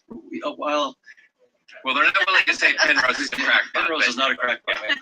Penrose is so much smarter than me. I have no idea how much smarter than he is. He's brilliant, and Stuart Hameroff is, he's a intelligence, and he's working with Penrose, and I'm glad that they have that theory. I mean, but I don't think it's true. But the rest of my colleagues who are just looking at the classical physics of neural activity, of course, they can't explain this hard problem of consciousness, so they're dismissing quantum effects, but they don't have a theory that works. So all bets are off. But from the physicist's point of view, the idea that there's a distinction between the classical world and the quantum world, which was so-called part of the Copenhagen interpretation, that's really fallen into disfavor recently. What physicists are now finding is that they can get quantum effects from billions of atoms. So these are we're getting almost like visible stuff here. You can look through, almost at the size of blood cells and so forth. You can get quantum superpositions and so forth. And it seems like it's just, we haven't been clever enough to figure out how to show the stuff on macroscopic levels. In other words, the real physics from the physics point of view is quantum physics. And the idea of classical mechanics being something separate from that was an old Copenhagen interpretation, which I think not too many people hold anymore.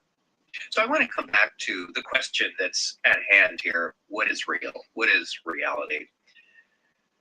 If so much of how we perceive is not real, is a fiction, Suzanne, how do you start to answer that question? What is real? I think that it's not about necessarily on a day-to-day basis saying what is real. It's being aware that not everything is real. It's a very mentally healthy place to be, basically, is that you can't completely trust yourself and you can't completely trust your perceptions. And I think once you kind of realize that, both even for your mental health, you know, all of the things we believe about our interactions and our relationships and everything that's happening around us, if we could appreciate that that's a sort of fluctuating thing, that it isn't completely trustworthy, I find that very, very comforting, I'd have to say. Is reality overrated?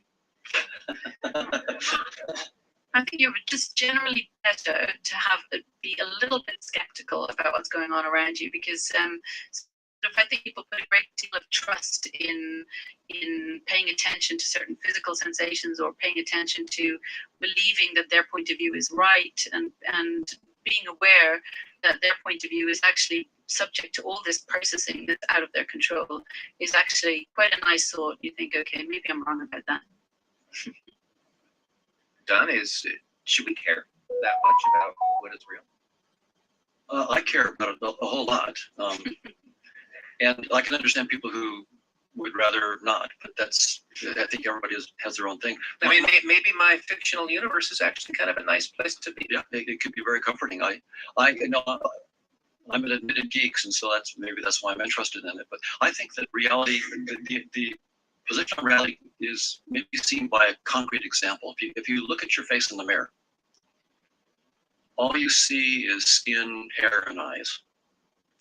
But you know firsthand that what you can't see, your love of music, your hopes, your fears, your aspirations, all of your experiences, that huge, rich world, that's the real you. You can't see that. It's hidden behind this simple interface symbol that we call a face. When I see your face and you smile, I can infer that in that rich conscious realm, you're possibly happy. But that happiness as an experience does not resemble a smile. There's just no resemblance. Smiles and happiness are two utterly different things. When I look at my cat, my interface gives me less information about the consciousness. I know if I like this cat food or not, if I petted it too much. I believe that there really is a consciousness I'm interacting with, and all I can see is this furry, cute face. Whereas my dog is pretty transparent. Right. That's right. That's right. When we get down to a rat, it's even worse. And with an ant, now my interfaces give me very little insight, but for all I know, the consciousness I'm interacting with there is very, very rich. But in some sense, my interface has to go up. I have a finite number of resources in my interface. This is an infinite realm of consciousness out there. So I have to do things like simplify. And so I simplify, and then I simplify things to the point where I see nothing conscious there at all. And then I say that's the fundamental reality. So what we do is we mistake the limits of our interface for an insight into the fundamental nature of reality. That's a fundamental mistake we mistake. So the idea is that the reality is our conscious experiences. When you look at yourself in the mirror, you see the interface and the consciousness behind. I'm saying that is true everywhere. Every physical symbol there's a consciousness behind. It's not that your face is conscious, right? Your face is your face. The consciousness is just being pointed to by that face. So I'm curious about how these ideas apply to your own lives, your day-to-day lives, if you step away from what you do professionally. And I don't know if you think about these kinds of things just as you go about normal business, but Suzanne, do you have any takeaways just from how you apply this to how you go about, Very much just a repetition of what I have said, which is that it's quite useful to know that, when you're, creating memories, that they're fluid and they're changing, and every time you remember them, they're changing again. And what you're seeing is just your your version of what you're seeing, and that you have much more influence on that. And I find all of that just really makes me feel better to think about it. It just makes me feel better to know that there's no point in torturing myself with the the reality I'm faced with. Wouldn't it make you feel worse that you have such a lousy memory? No, basically, it makes me feel like I have a chance to positively influence it. You know, you are what you believe you are, and I actually have a chance. You know, I don't believe in the reality around us, I think, any more than you, although I have a different take on it. And you know when I see people whose physical well-being is directly, you know, they have serious disabilities that are a direct result of the way they perceive changes in their body and the way they think about their bodies and the way they react to changes in their bodies, you know, it's really devastating. And then I've got to remember that, you know, if you can influence your general well-being in that way for the negative, then perhaps, I'm not saying that we're all going to get sick, bad things are going to happen, but you know, I like the fact that I have this influence, and I also like to then disbelieve things that don't suit me. So in other words, if we believe the world is a sunny place and that I have a happy life, we're more likely much like to Dawn, I'd still be take happy. my coat with me in the winter. Like, I'll believe Dawn when he steps out in front of the bus, but I'm not so bad. So John, what about you? I mean, does any of this have any practical value to you in terms of what you do day to day? I think it does. It's taken a while. It hasn't changed my perceptions until recently, but there's another aspect of that in terms of the idea that we're consciousnesses. It turns out that there's split brain operations that have been done on some people. You have two hemispheres, and they can cut the corpus callosum to help with epilepsy and so forth. And it turns out you can do experiments that show that the contents of consciousness associated with the left hemisphere can be utterly different from the contents of consciousness for the other hemisphere. And when you do careful experiments with those two different hemispheres, you find they have different personalities. The left hemisphere tends to make up lots of baloney, the right hemisphere doesn't. The left hemisphere tends to be happier, the right hemisphere tends to be less happy. They like different things. And in one case that a friend of mine, V.S. Ramachandran, studied, the left hemisphere believed in God, and the right hemisphere was an atheist. So one thing that this, realizing that it's consciousness all the way down, I'm not just one consciousness, but I'm a whole network of conscious agents interacting. And that those different agents can have different personalities can begin to explain sort of some of the times when I'm having inner debates about what I want to do. And they could actually have interesting clinical applications to realize we're not just one single conscious agent, that we're a whole network of interacting different conscious agents with their personalities. Could actually lead to a whole new way of thinking about clinical. That places your consciousness back in your brain again, which, you know, I've just been convinced it's over there somewhere. Right. But, you know, because, yeah, we shut down, you show pictures to two sides of the brain, you can only see one at a time. But you can actually train your brain, you know, monks and people who are very good at what am I trying to think of? Meditation. Yes, meditation, are able to sort of train their brain so they can use the two sides simultaneously to perceive things.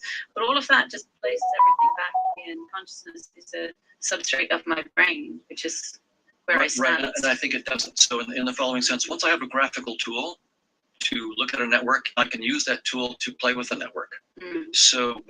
So I actually knew Joe Bogan, the guy that actually did these surgeries. When Joe cut with a knife, what from my point of view he's doing is he's using the tools of his interface to do a surgery on this social network. He's actually dividing the social network into two. The best we can do because of our interface is see it as two different brains, but that's just because we're projecting this back down into our visualization tool. What Joe really did with his knife was to cut a social network in half, and we see that as two separate hemispheres. So once again, I don't think the hemispheres create our conscious experiences. They're just what our species can do to represent that really complicated social network. My own brain keeps trying to remember the name of that movie with Keanu Reeves and Lawrence Fishburne. The Matrix. Yes, The Matrix. Does anyone ever see behind the curtain? You know, or should we be listening to people who believe in an alternative reality because they're the people who are seeing behind the curtain? Well, I'm offering you the red pill. So I want to go to our audience in just a minute, but before I do that, Suzanne, you have written 2 books that are just tell these amazing stories of just things that it would be hard to believe that certain people have experiences that, you know, what we would call psychosomatic. Can you just give us a case study? So just to give you an example of somebody that I met when I was quite a junior doctor, and sort of how much I misunderstood her at the time and how much I'm sort of learning to understand better. So this woman was perfectly well before, no particular medical history. She was working in a supermarket and she got some spray cleaner in her eyes.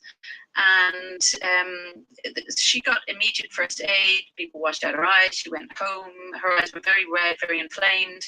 She went to bed. She was a little distressed by this incident. And when she woke up the next day, she was completely unable to see. So she had completely lost her sight. Now, medically, that doesn't really make a huge amount of sense in the first instance. But obviously, if someone says they can't see, they can't see. And therefore, you go through the usual range of investigations, which is, you know, testing the integrity of the eyes with different tests, you know, measuring their brain's reaction to visual stimuli and so forth. What the test said was that her eyes were working absolutely fine and she couldn't see anything. That was her perception rather than this actually being a reality. But what was most troubling for me when I was a junior doctor, still kind of learning about these disorders, was the concept of how much insight she had into this. You know, she couldn't see, but she could see. And lots of things really sort of worried me in her behavior. So, for example, she's being wheeled down the corridor in a wheelchair. I'm passing her by and she says hello to me by name. Well, you know, I don't believe my odor is so distinctive that a person can spot me from 10 paces. You know, so she's reacting to me as if she can see me. And the thing that happened, which absolutely blew my mind, was I'd been looking after her for a while, and then when she was going home, she gave me a card, and she had drawn the picture on the card herself, and she had drawn, you know, flowers, a tree, and it was perfect. You know, the colors were right. It looked like a picture drawn by a sighted person. I asked her, I said, you know, I did say to her, because I was so kind of shocked at the time, and she said that, you know, she was able to draw by using the feel of the pen on the paper, but it still didn't make any sense. Now, you know, doctors meet those sort of situations quite regularly, and what we struggle with in that is, well, she said hello to me, and if she drew a picture, she must really be able to see. And while I still believe she has a serious problem, you wouldn't be in hospital saying you can't see unless there's something significant wrong with you. I don't necessarily think that the thing that's wrong with her is the thing I think that she thinks that's wrong with her. This is not an unusual scenario. People who experience being unable to see when they're in fact able to see. And these are things that neurologists, we have a great deal of difficulty explaining. I'd love if Don could provide me with an explanation, but we tend to kind of consider them as potentially exaggerations of physiological mechanisms that are there filtering out these things that are changing our reality. Can sometimes go so wrong that they change our reality way too much. And I see these kind of people very, very often now. And I've come to realize that I've misunderstood everything from the start.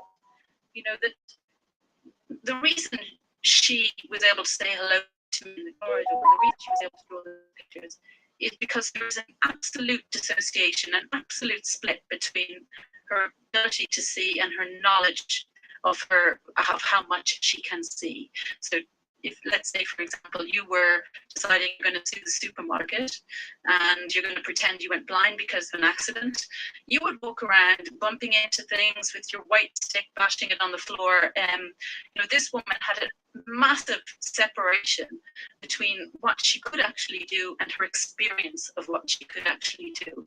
So I continue to see people with these sort of disorders, and many of whom have seizures and paralysis and so forth. And I've come to realize that sort of they're absolutely profound and they're absolutely real. even though sometimes they are very, very difficult to explain. And in many ways, we tend to judge disease in a way that's become very frustrating to me, which is that, we stratify diseases. Cancer is the worst disease, and this is the not so bad disease to get. And on that kind of way of stratifying diseases, someone who's blind but has completely normal tests comes quite low down on the, list of how serious things are. Whereas I would say, if you can't see, you can't see. And therefore, that is a pretty serious problem. We need to start taking these kind of problems significantly more seriously than we do. Okay, with that note of mystery, let us go to the audience here.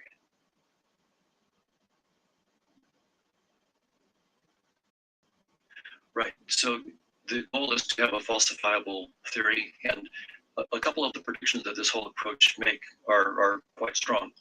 If any physical object has a definite value of any of its physical parameters when it's not observed, I'm wrong. That's false.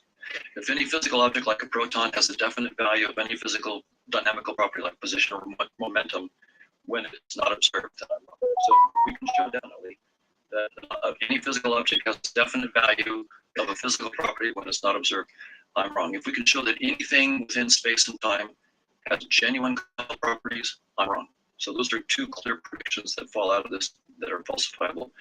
But further, I have to give I'm working on a mathematical model of consciousness. I have to have a precise dynamics. I'm working on what the precise dynamics is, and a precise mapping that gives back space-time. And I have to show that I get general relativity and quantum field theory, and hopefully their union. So there's a lot of precise work that has to be done with this stuff. So there are falsifiable predictions right now, and then there's a lot of work ahead to make even deeper falsifiable predictions. My response to that is that all? Then we'll have lunch.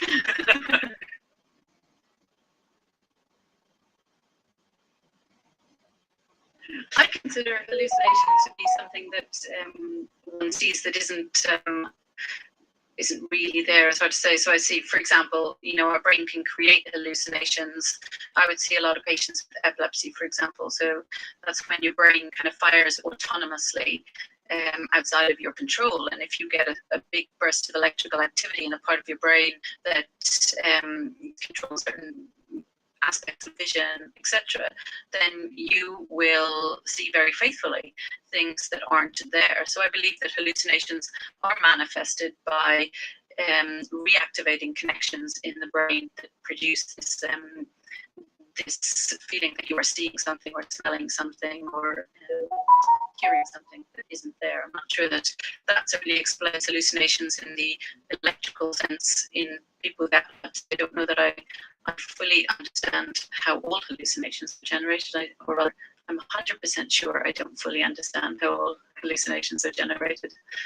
But you think that perhaps someone's flicking a switch over in the interface? Right. I might have misunderstood some of what you said. Well, that actually brings up a really important point, because I'm saying that nothing that we see is accurate to objective reality. So that this is all just an interface. And so, but there is a useful distinction to be made between things that we call illusory or hallucinations and things that we call real. I mean, we are putting our finger on an important distinction there. So what am I going to say about that? I'm saying that all of this is just our interface. It's not faithful to the true reality. And from an evolutionary point of view, I think there's an easy switch to make. Instead of saying the perceptions that are illusory are ones that aren't true to the world, I'll just say perceptions that are illusory are the ones that do not guide adaptive behavior.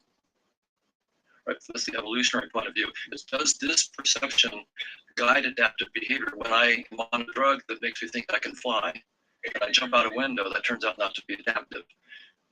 Whereas when I'm sober and I realize I can't fly, that is adaptive. When I see what we call a Necker cube, this is a line drawing flat sheet of paper that when you look at it, you see a cube floating out of the paper. I call that illusory because it's suggesting that you could grab and do certain things with a three-dimensional object, and when you try to do that, it doesn't happen, so it doesn't guide adaptive behavior. So if we just, instead of talking hallucinations and illusions being about truth or not, talk about them being adaptive or not, then we get actually what we evolved for, and we get a nice theory.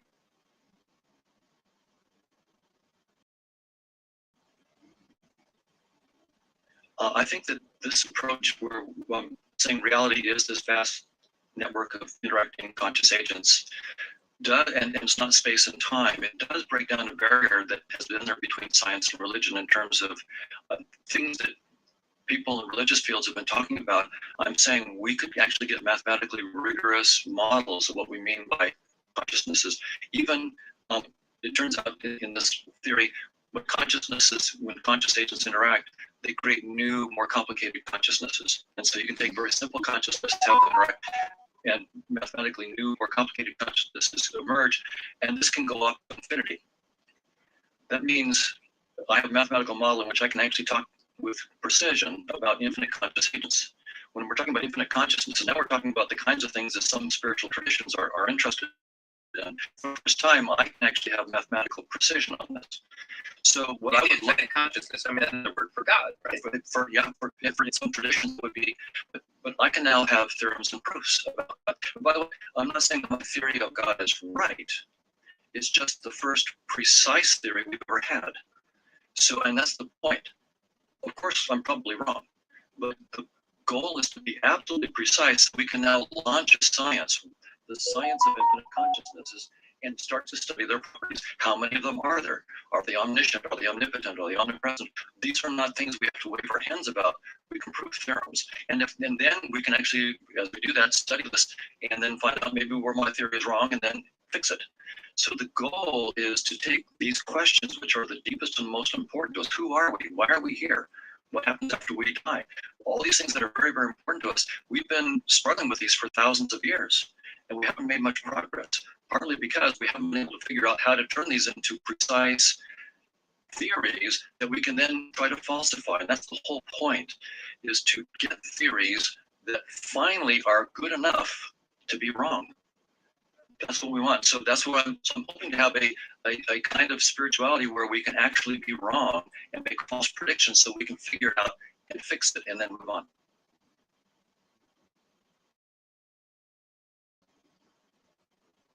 So first I would say that it's only as a figure of speech that I would say that we're using the brain as a tool, that the brain is just our visualization. That the brain actually has no causal power. So it's not like, for example, some people think that the brain is a receiver for consciousness, or so that the brain, maybe doesn't cause consciousness, but it's a receiver for consciousness. But that's giving the brain some independent existence and some real causal abilities. And I'm not saying that's the case. But the idea then is that if there are this infinite network of conscious agents, we have to study how they interact in various ways. Some of them we see as microbiomes. We see those agents, represent them as what we call a microbiome within our interface. So what's going to be required is a far more sophisticated biology and neuroscience. Right now, we look inside brains, we see neurons and synapses, we say, oh, that means there's neurons and synapses. Now I'm saying, no, okay, that's what we're seeing in our interface. We have to figure out what that is really referring to in this vast social network of conscious agents. We have to reverse engineer our interface and figure out what, so there's lots of job security for neuroscience in this. I've just opened up, if this is right, we have a lot of job security for neurosciences, and then also for biologists trying to understand the microbiome, because we're going to understand, go backwards from the interface to what this is saying in terms of this network of social agents, and then figure out what that interaction is. I'm interested in the psychology of your career, to be honest. Well, it's so easy to be a doctor. You know what you're going to do at the end of the day, and you know what you have to solve. And you can do it in a reasonable space of time. But you're facing a career where, possibly you will just, after many, many years, say, well, that's wrong, but that's good. So now I know one wrong thing. And then many, many years later, another wrong thing. I would struggle with that. I think I need my rewards to be a bit more instant. Well, that is the case with all of our sciences. None of our theories are right. I don't believe a single scientific theory is correct. I think that the most advanced scientists in general relativity, they would say, no, general relativity, it's beautiful, you should study it. There's something deeper. Quantum field theory, it's beautiful, great insights, you should study it. It's not quite right. There's something deeper. evolution by natural selection is beautiful, it's deep, it's the best tool we've got, we should study it, we should use it. There's probably something deeper. And I think every scientist who's at the forefront of the field and really thinking about it would say, yes, our scientists, our science, our theories are the best tools that humanity has ever come up so far, and they're still not there yet. We're not there. And there's a humility that comes with this whole approach. The humility is be precise so we can figure out where we're wrong and be willing to be shown wrong. And then to realize that probably we haven't yet got the true theory yet.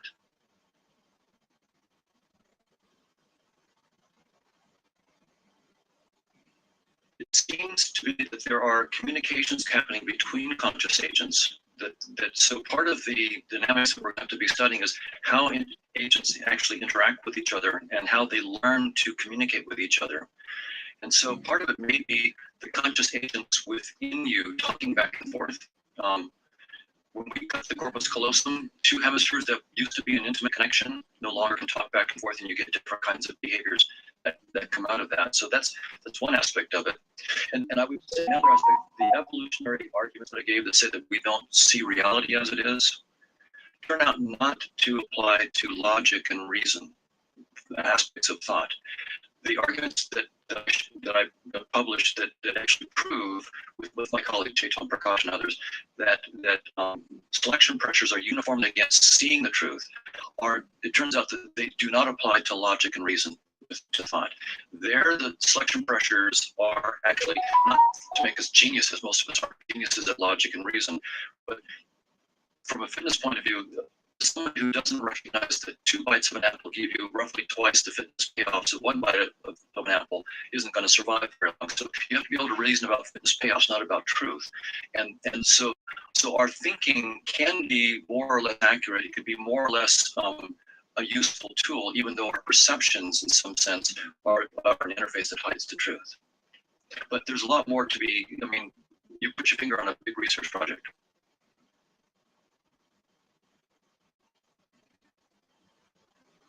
I don't work with those things specifically, but yes, I think that these are all related things. If we come back to hallucinations, I mean, some people believe that hallucinations are, I was talking about hallucinations that happen as a positive phenomenon in epilepsy, but if you think of hallucinations, or rather as a result of electrical activity, if you think more in something like schizophrenia, that this is all again about this sort of filtering, is that we learn to recognize our own voice as our own voice.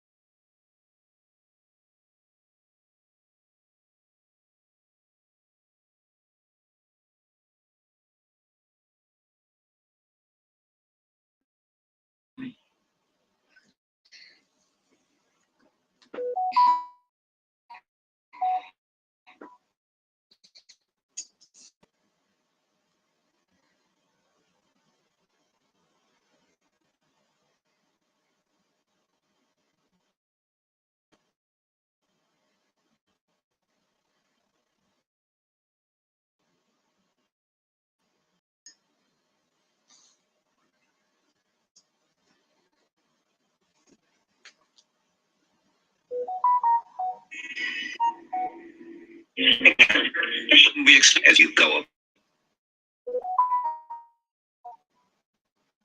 Something.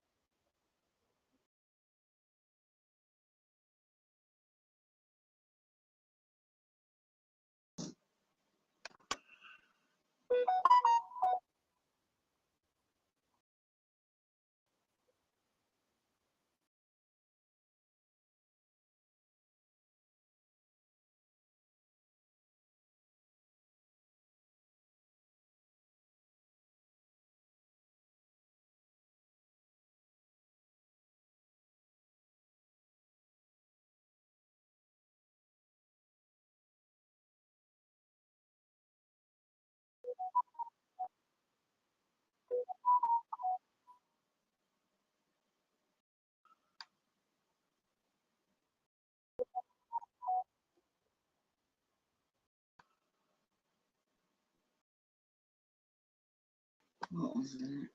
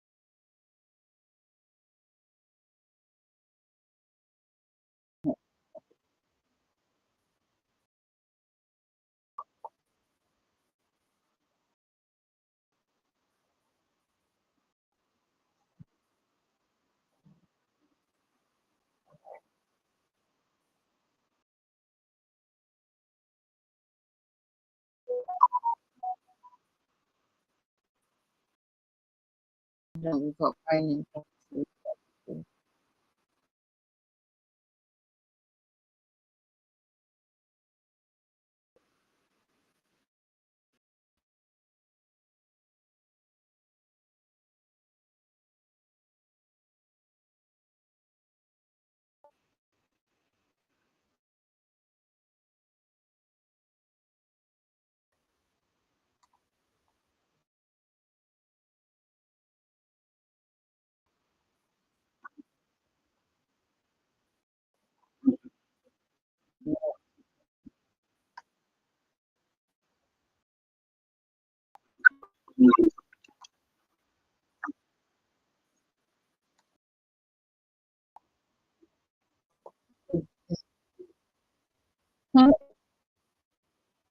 Range is a great influence. Yeah,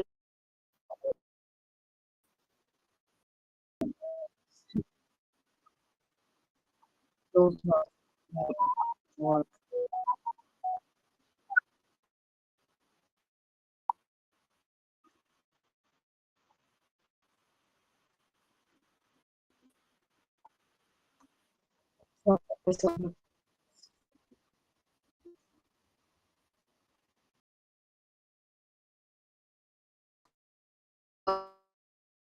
exactly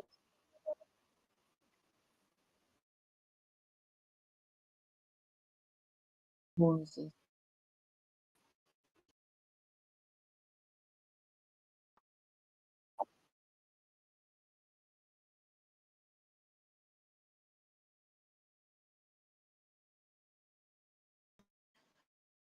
It's like I tell you, it's horrific manipulation. Right, so this is meant to be, this is all connected to this brain hacking and brain injury. So what it seems, they know exactly.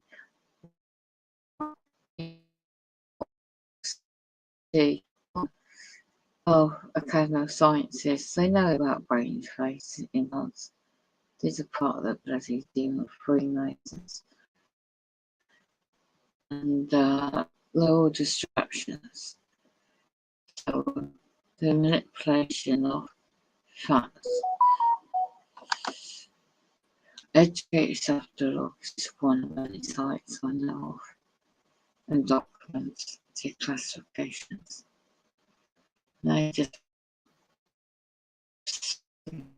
involve with perfect drawings and they manipulate your dreams. So yeah, that's what you heard. The introduction, perception, neurosciences. They all know that brain science is in its infancy. No, it's not. It's very advanced. Since 1952, the implants in the brain. It's not very pleasant waking up.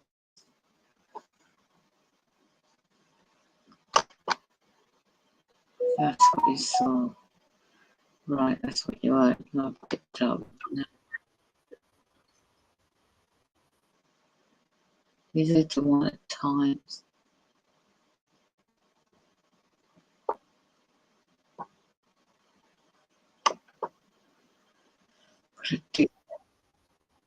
So how long was this on for?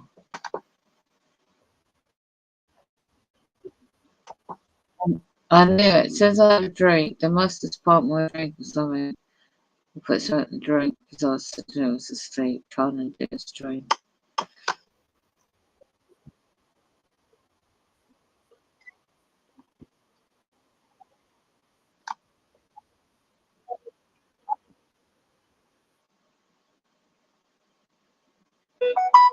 Demonic.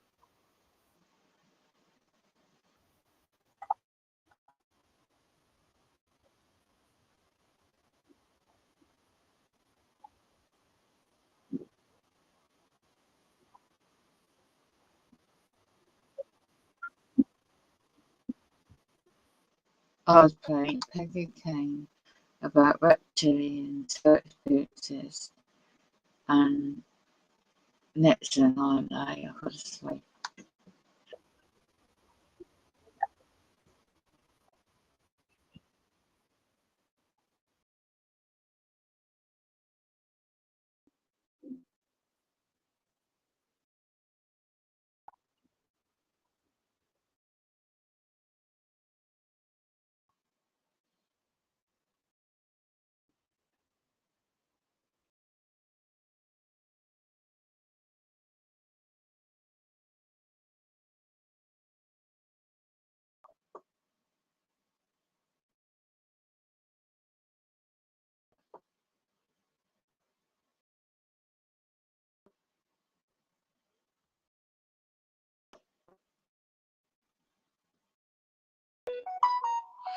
Right, so it's going to my history on this one.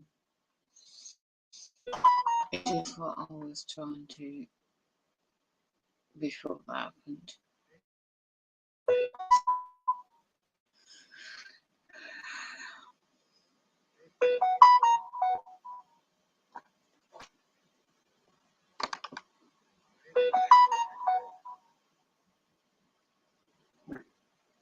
I don't know if I can't read it now.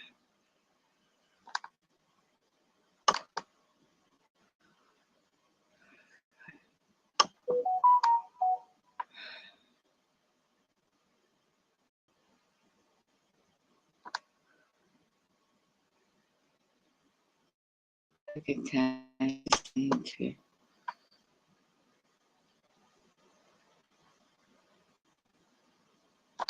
not screen sharing that.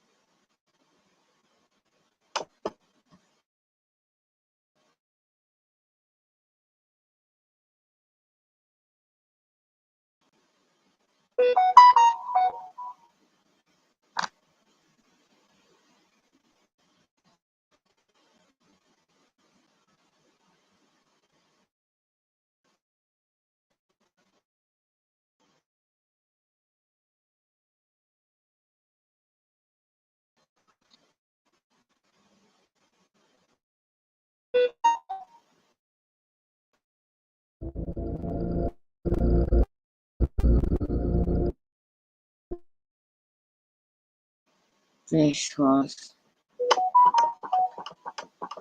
the interview that it came long years ago.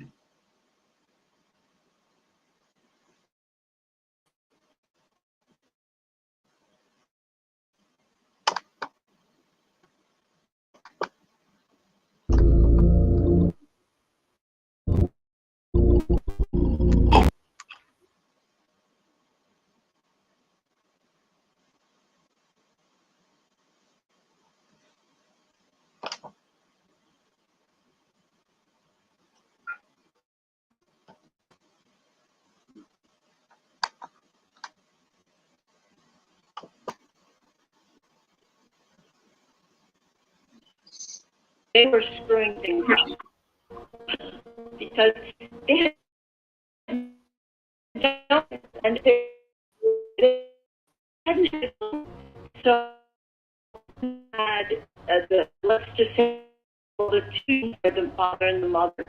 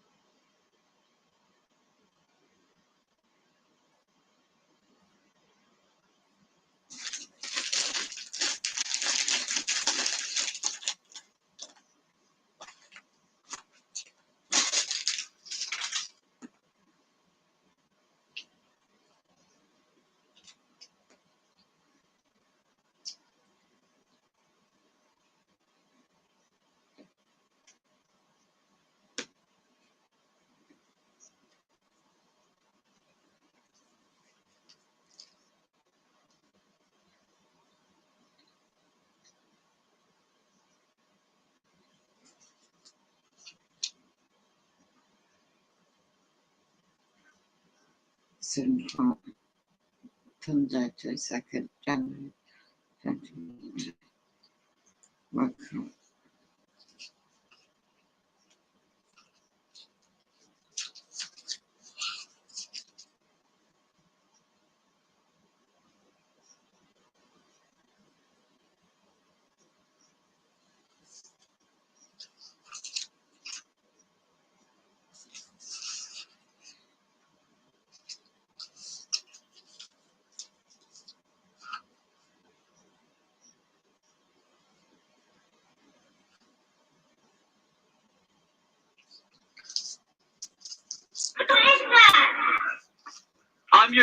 friend. As 8-year-old Alyssa LeMay stood in her room, a terrifying voice spoke to her.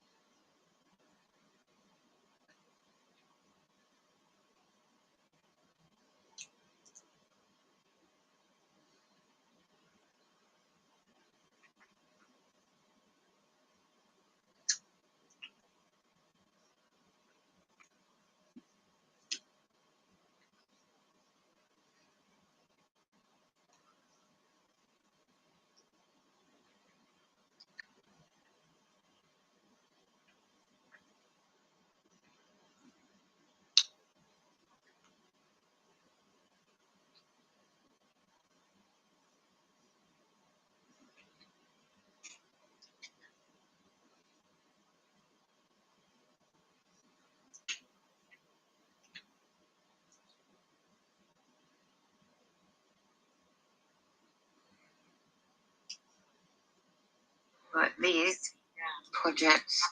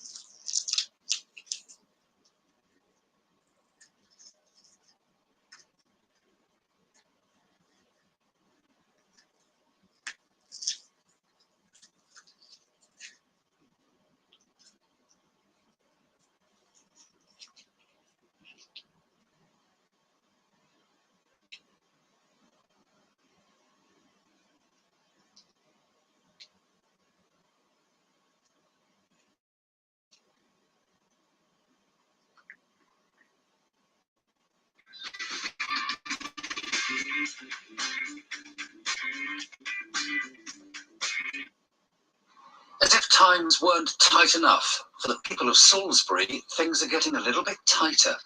The City Council has voted to increase the precept, that's the amount we pay each month for our parishes, by 44%.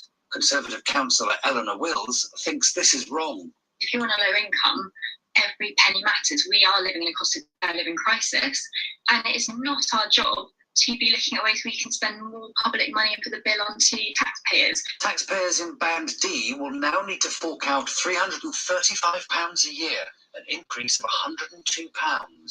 We would never ask our residents to pay that much in a cost of living crisis. We think 44% is actually unexcusable, and it's just demonstration of poor management of public money. If we think about some of the cuts or some of the decisions that they're making, we cannot understand why publish it on a caravan and camping club in the city centre, but yet cuts cultural grant funding. The council told GB News this is not a party political budget, it's a balanced budget. The City Council's reserves cannot be raided. They are already at the minimum level and must be rebuilt. Like households and businesses everywhere in this economic crisis, we face hugely increased costs. But the leader of Wiltshire Council, Richard Kluwer, says this is simply not true. Utter rubbish, I'm sorry. We had a by-election in Salisbury a few months ago where we had literature being put out by the Liberal Democrats and Labour saying we absolutely must tackle the cost of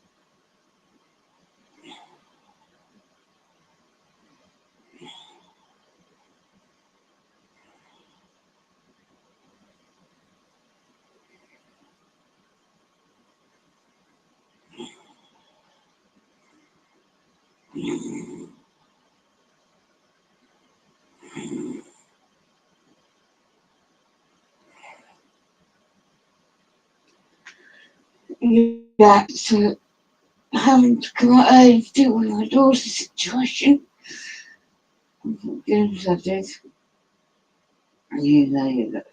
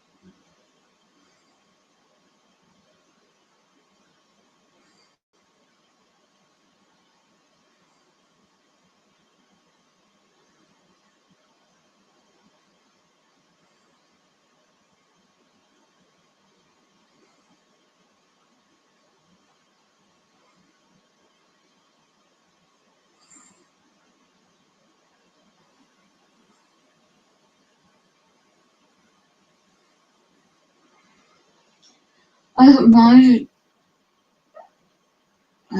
I try rabbit, was it not too spicy? I'm here to try new things. And then,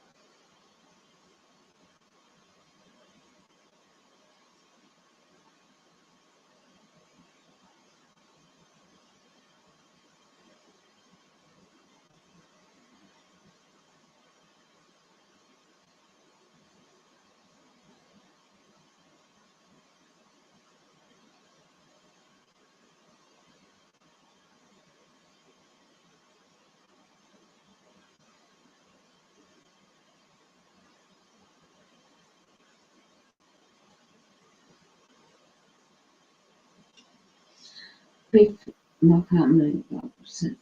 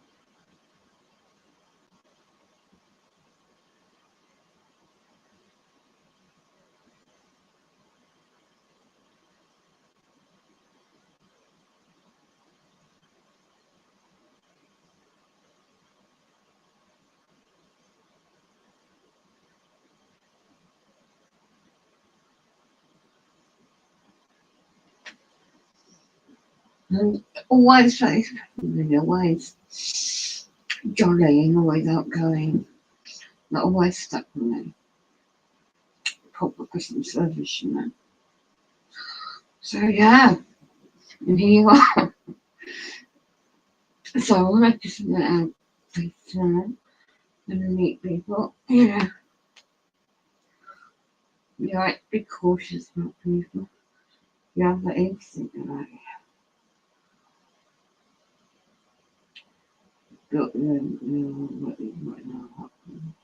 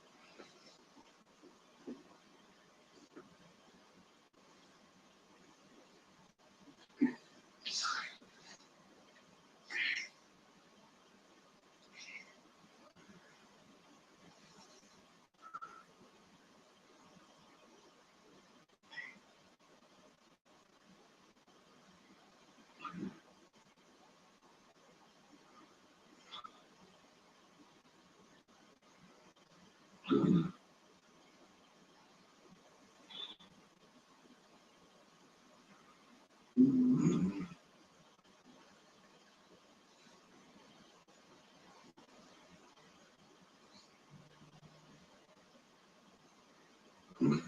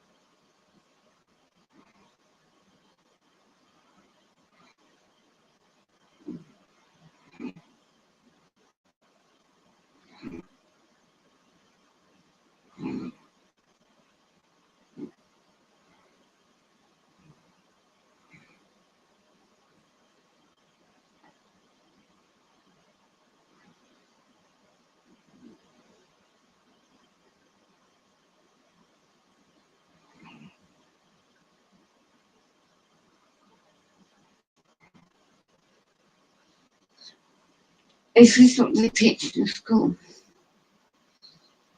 Well, not exactly, but to be friendly to each other.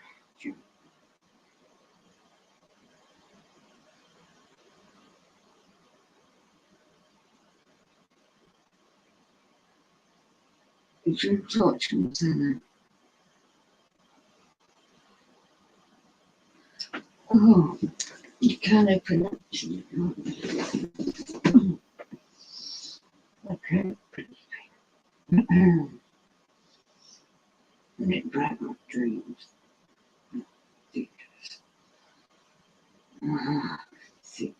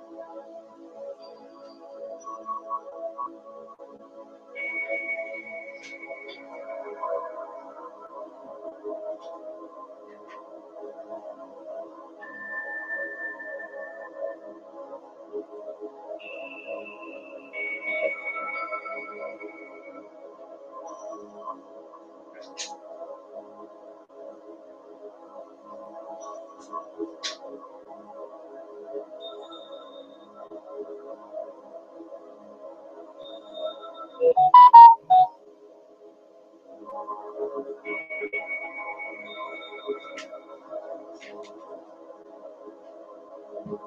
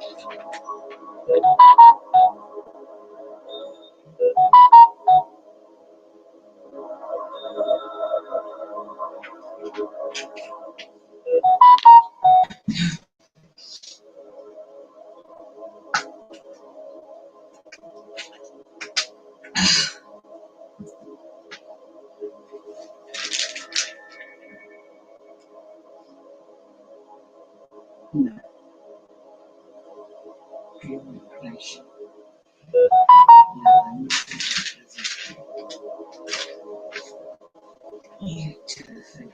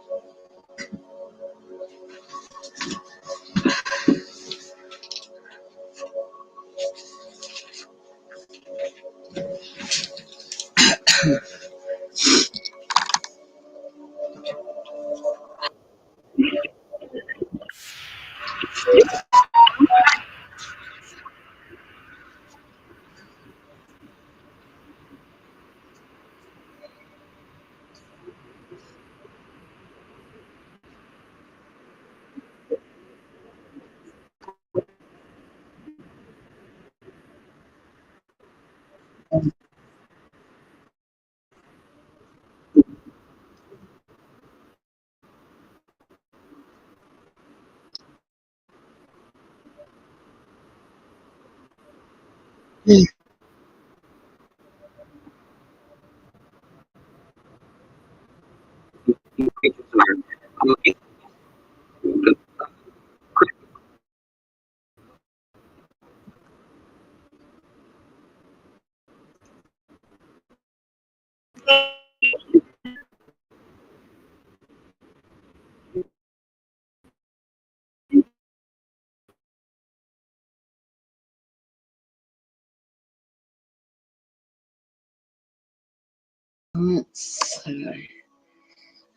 techno kid 202 sent you that. Okay.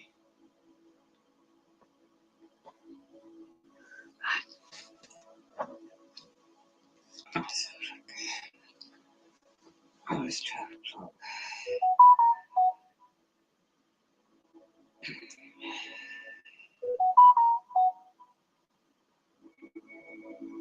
Let me go into it.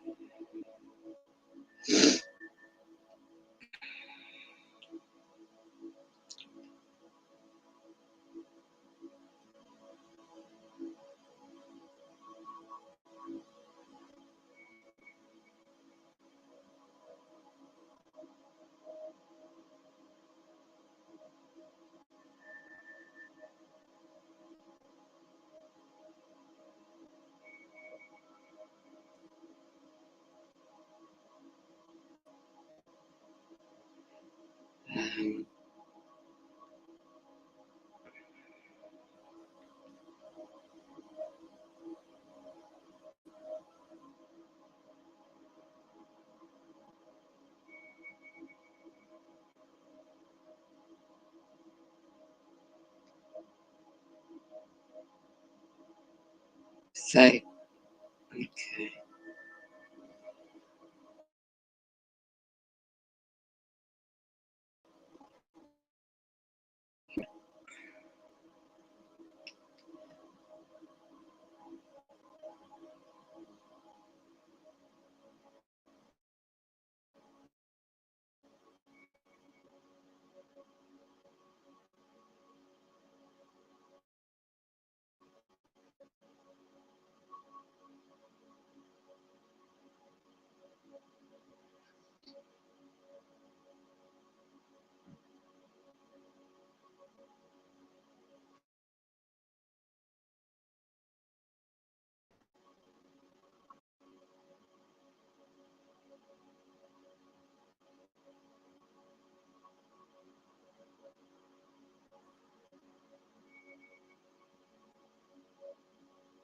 Direct message, you need to do it in a group.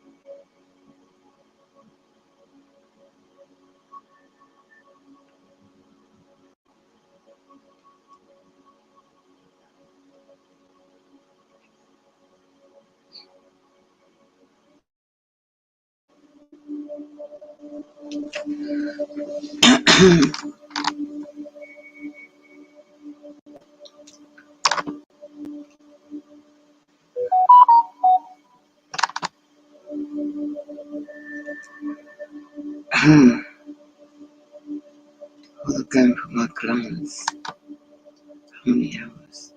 9 hours streaming.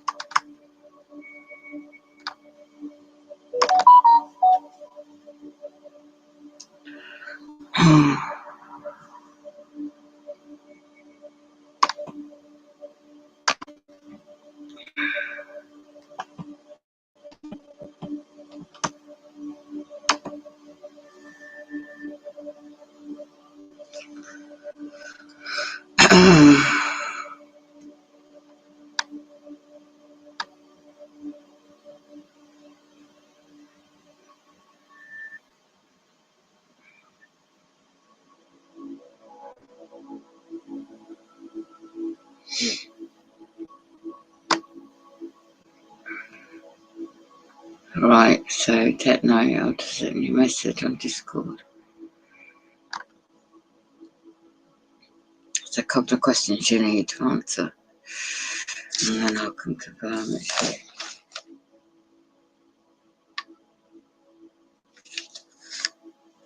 You know what I mean? There's a certain reason why I've done that, which you can't go.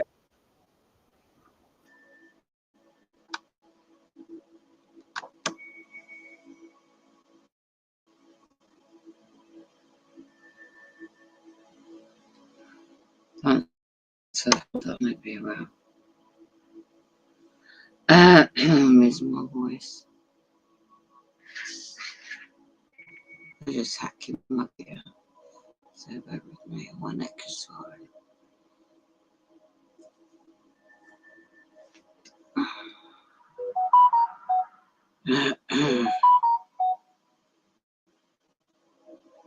Radiating my blinking head.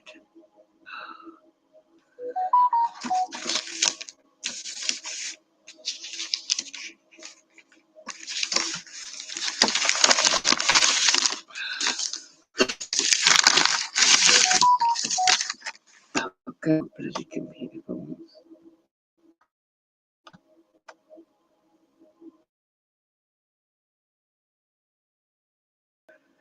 Cool, we need to take.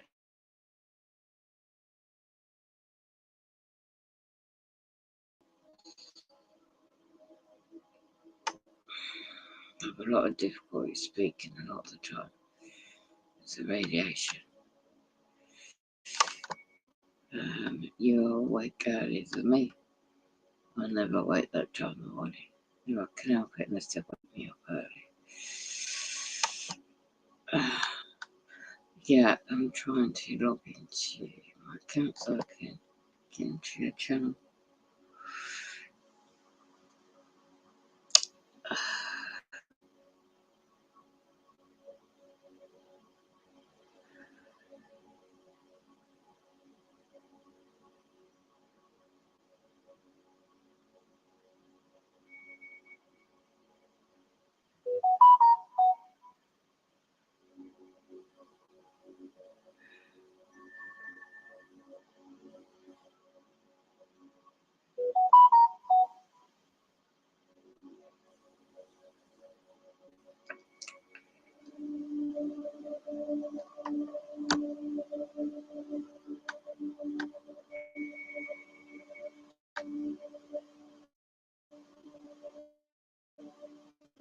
ridiculous. I was happy.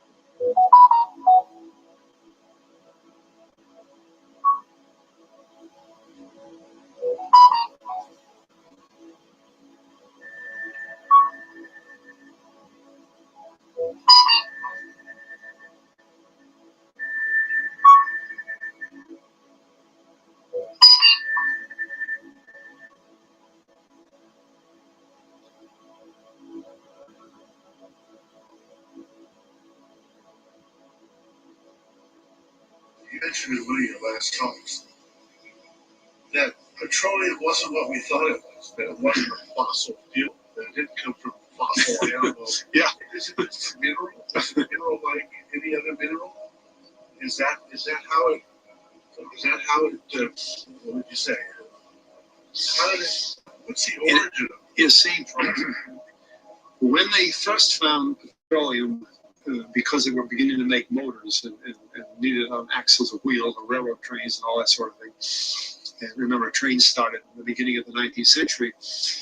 Then oil went from just a lubricant to a fuel, and it made it valuable. And Rockefeller happened to be the smartest man in the business at the time, but he made a lot of most of his money, or much of it, off the transport of petroleum as well as selling it. But one thing they realized was, because oil is putting a price on oil is like putting a price on a pail of water. You know, no initial cost. It's in the ground, and in those days some of it almost what you'd call surface mining the oil. They didn't go down deep. So in order to get the price up, they hit on the idea that they would have to make it appear to be scarce. That boy, after we take the next few barrels out, we're probably going to have to close as well. You know, that kind of thing. But a very fortuitous event. In 1892, there was a convention in Geneva of scientists to determine what organic substances are. Well, the definition of organic is a substance with hydrogen, oxygen, and carbon. And so it's usually a living substance, a tree. You analyze a dead tree, hydrogen, carbon, and oxygen, and grass, and so on, living things. Animals, we are hydrogen, oxygen, and carbon.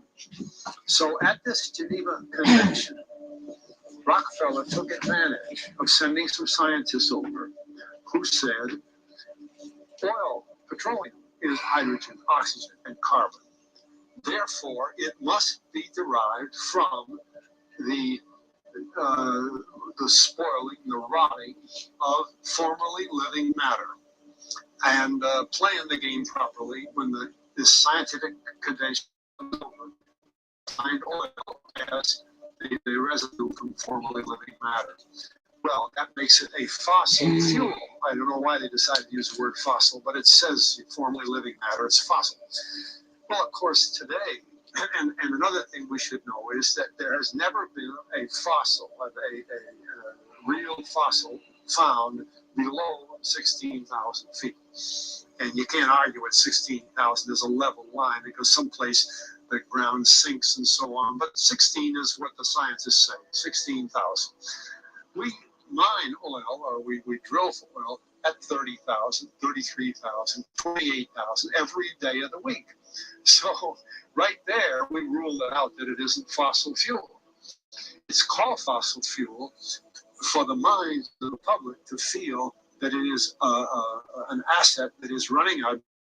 We talk about depletion allowance, which is a lot of, and actually, if you know the world's oil supply, you know that it is not going to run an awfully long time. It is the second most prevalent liquid on Earth, and we haven't begun to. Well, with all that background, you see, the people in charge of the petroleum business, for perfectly reasonable business things, like any other man in the business, wants to keep his price as high as he can get away with. And the way to do is just say, well, as no more, the last barrel is going to cost $1,000, and then it's all done.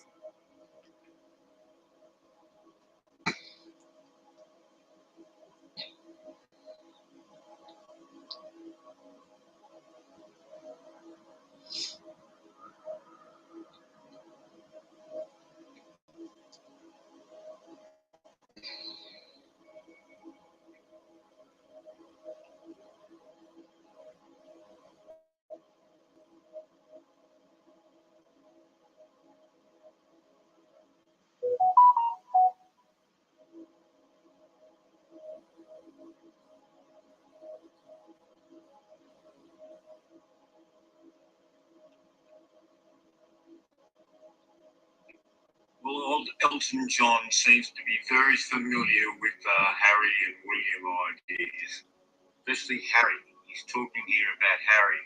So something just came to my head here. What if they say this is a Hewitt? What if Harry was really taken from the egg of Mama Elton and the David Furnish sperm? I mean, just an idea. I know that's pretty wild, but it's funny what he's saying here. He's speaking like mum, dad. Well, I mean, it's obviously a trans man. And again, linking to those strange dwarf people at the Pyrenees. The guy sent me something on that ages ago. I haven't covered it yet. I'll have to cover that one future video. But I just want to say here, look, talk about mixing Diana with David here. Again, Harry, David, Elton. And the next thing, you're talking about Furnish. Look, picture of Furnish. And as soon as you had Sandy's there. And then as soon as you come down, you have here where you have Furnish's name and then back to Harry.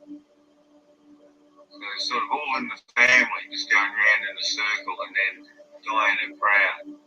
So David and Diana Proud. We have 135 idea here in their angle of octagon morning. Equals 153 to do with the two fishes. To do with the two fishes, okay? Get that one there. So I'll tell you. It's all in the script and the spellcraft. Now you won't believe this next little few lines here. After a picture of Harry and Elton in South Africa joining forces, you've got the Princess Diana name, and then they call Elton David Furnish's husband at it. David Furnish. No real reason to use David's name other than it's directly under Princess Diana. Look, you see, I'm not trying to be funny here. This is just crazy, I know, but there it is. And then there's this. And then there's this. And then there's this.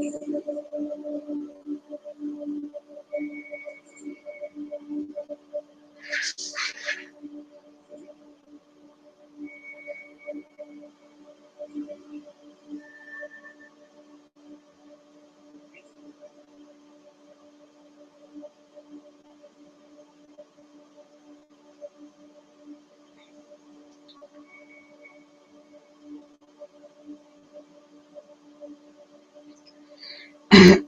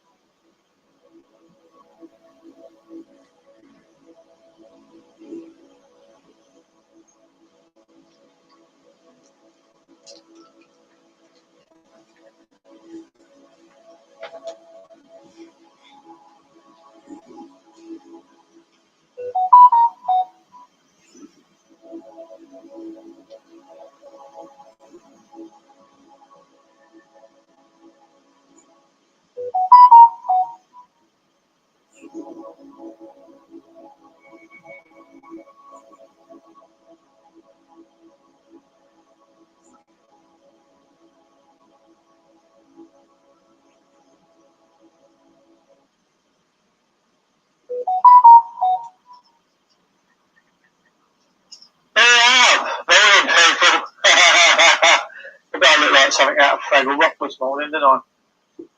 Yeah, they're bringing some information, guys. I'm like, I don't like to leave any stone unturned. And for those of you that are worried, these are pinhole glasses, so it means I can see the screen and see all your comments without using glass lenses. So I haven't got anything to hide. I'm all up front. Yeah, we just had a copper now. He's just killed himself, suicided himself, paedophiling. That's not good.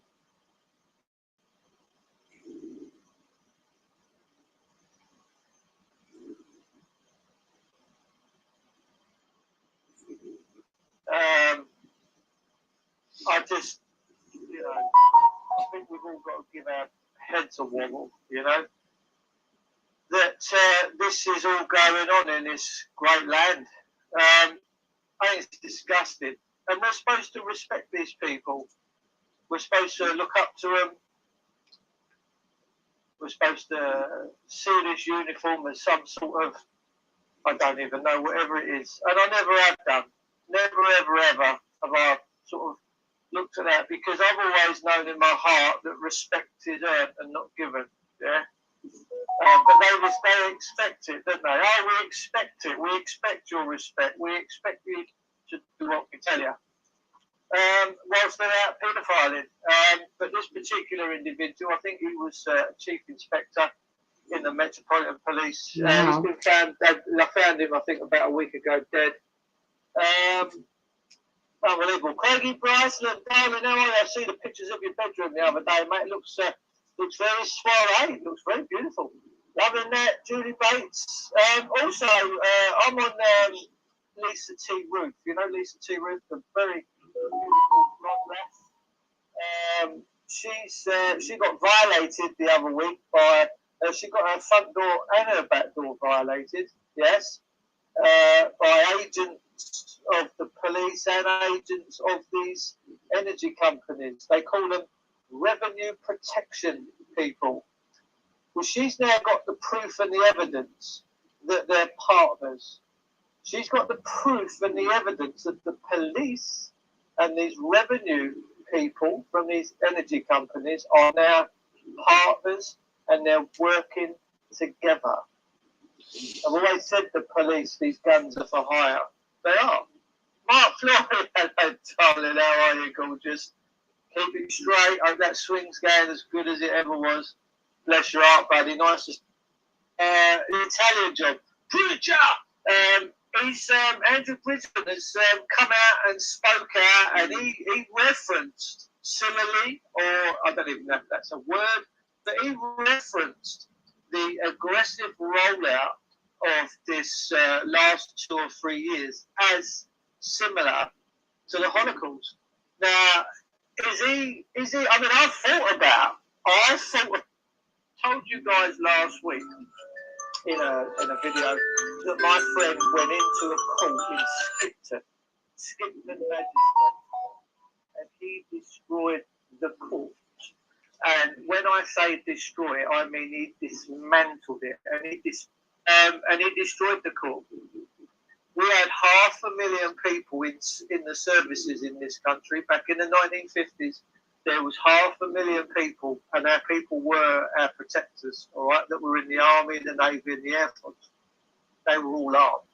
And I can promise you 100% that if the system was busy, I'm not at work, I've got people ringing me. We have good long chats.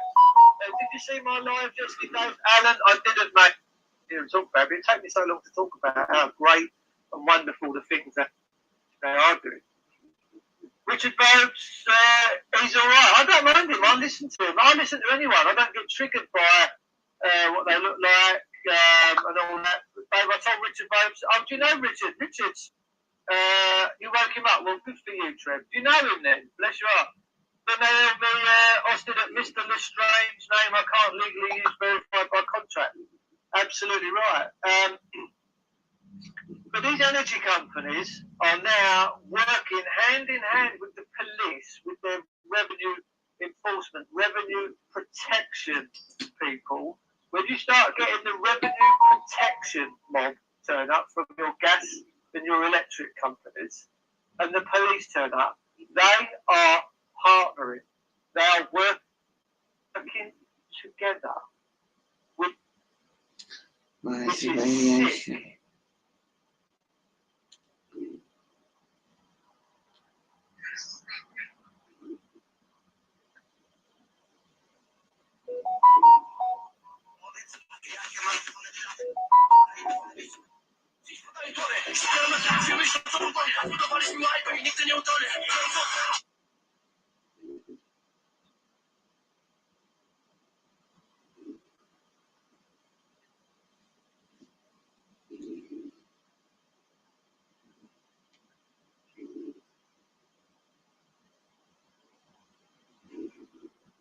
Hallo und herzlich willkommen bei Achtung Buch, liebe Zuschauer. Thomas Rüpper hat ein neues Buch auf der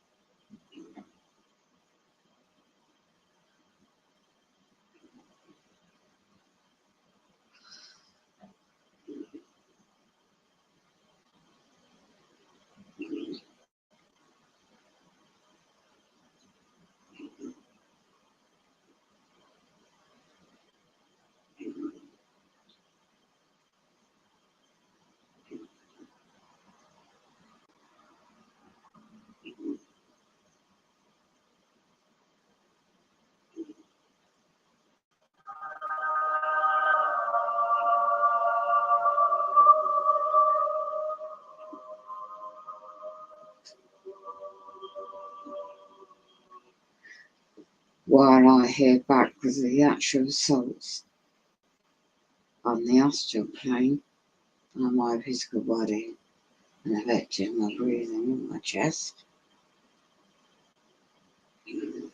Target individual handbook, your guide to surviving gang stalking 2. Gang stalking is satanic ritual abuse. Most people think of satanic ritual abuse as an organised abuse, consisting of emotional, physical and sexual abuse acts that take place during satanic worship rituals. But gang stalking is a little known form from SAR. Ow.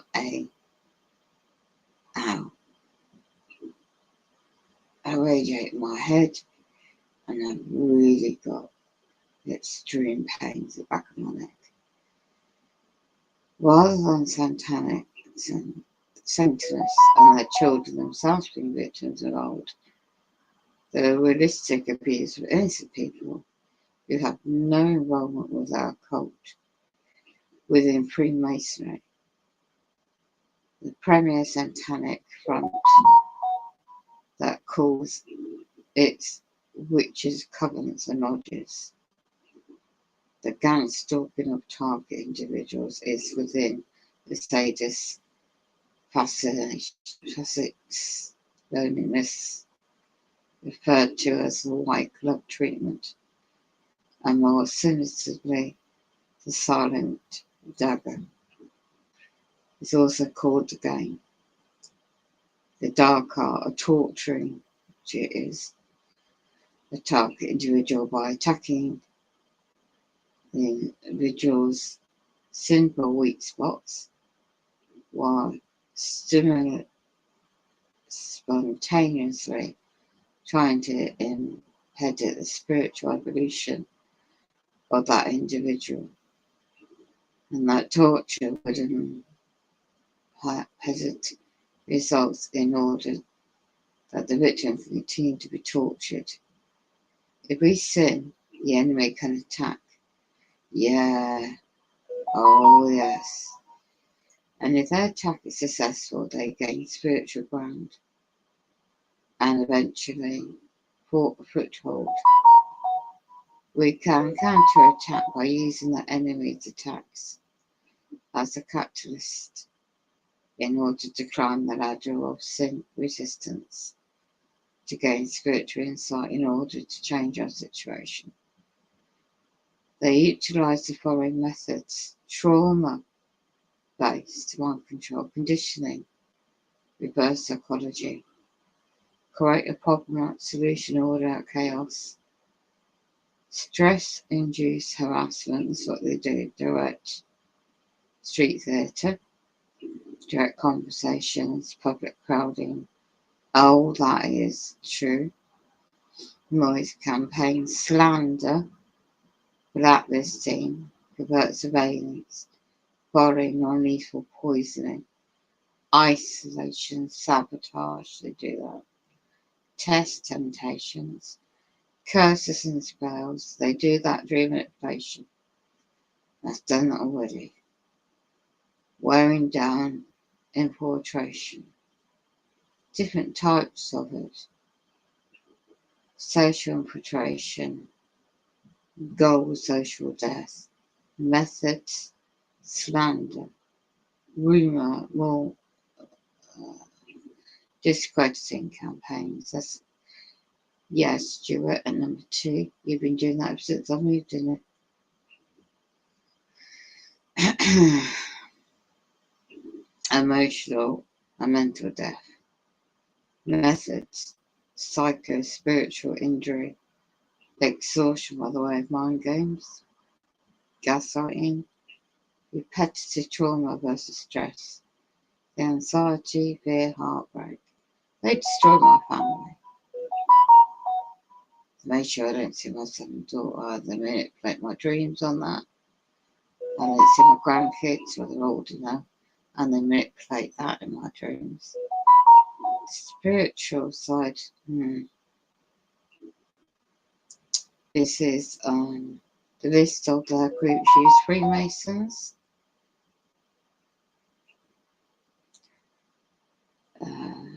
secret societies, fraternity orders, and it lists what they're called. Police signers, is it? Knights of Columbus, Daughter Eastern Star, there's a whole list. Flat Boys College, that's American term. New Age spin-off groups, Satanic Umbrella, Scientology, there's a whole list. As a military one is important, former military personnel, special ops, I know about that.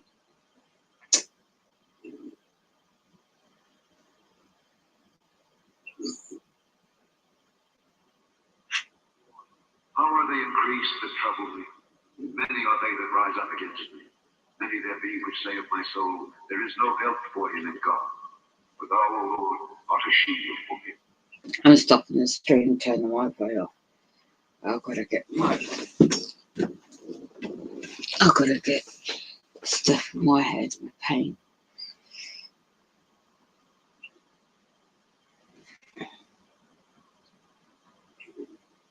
They still attack the astral plane, like Becca Kane was saying. These non-human entities, they live.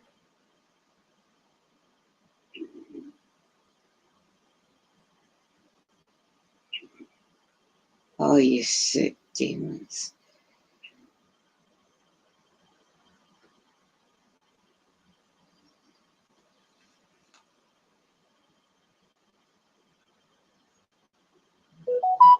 Oh, I'm going to keep going best I can.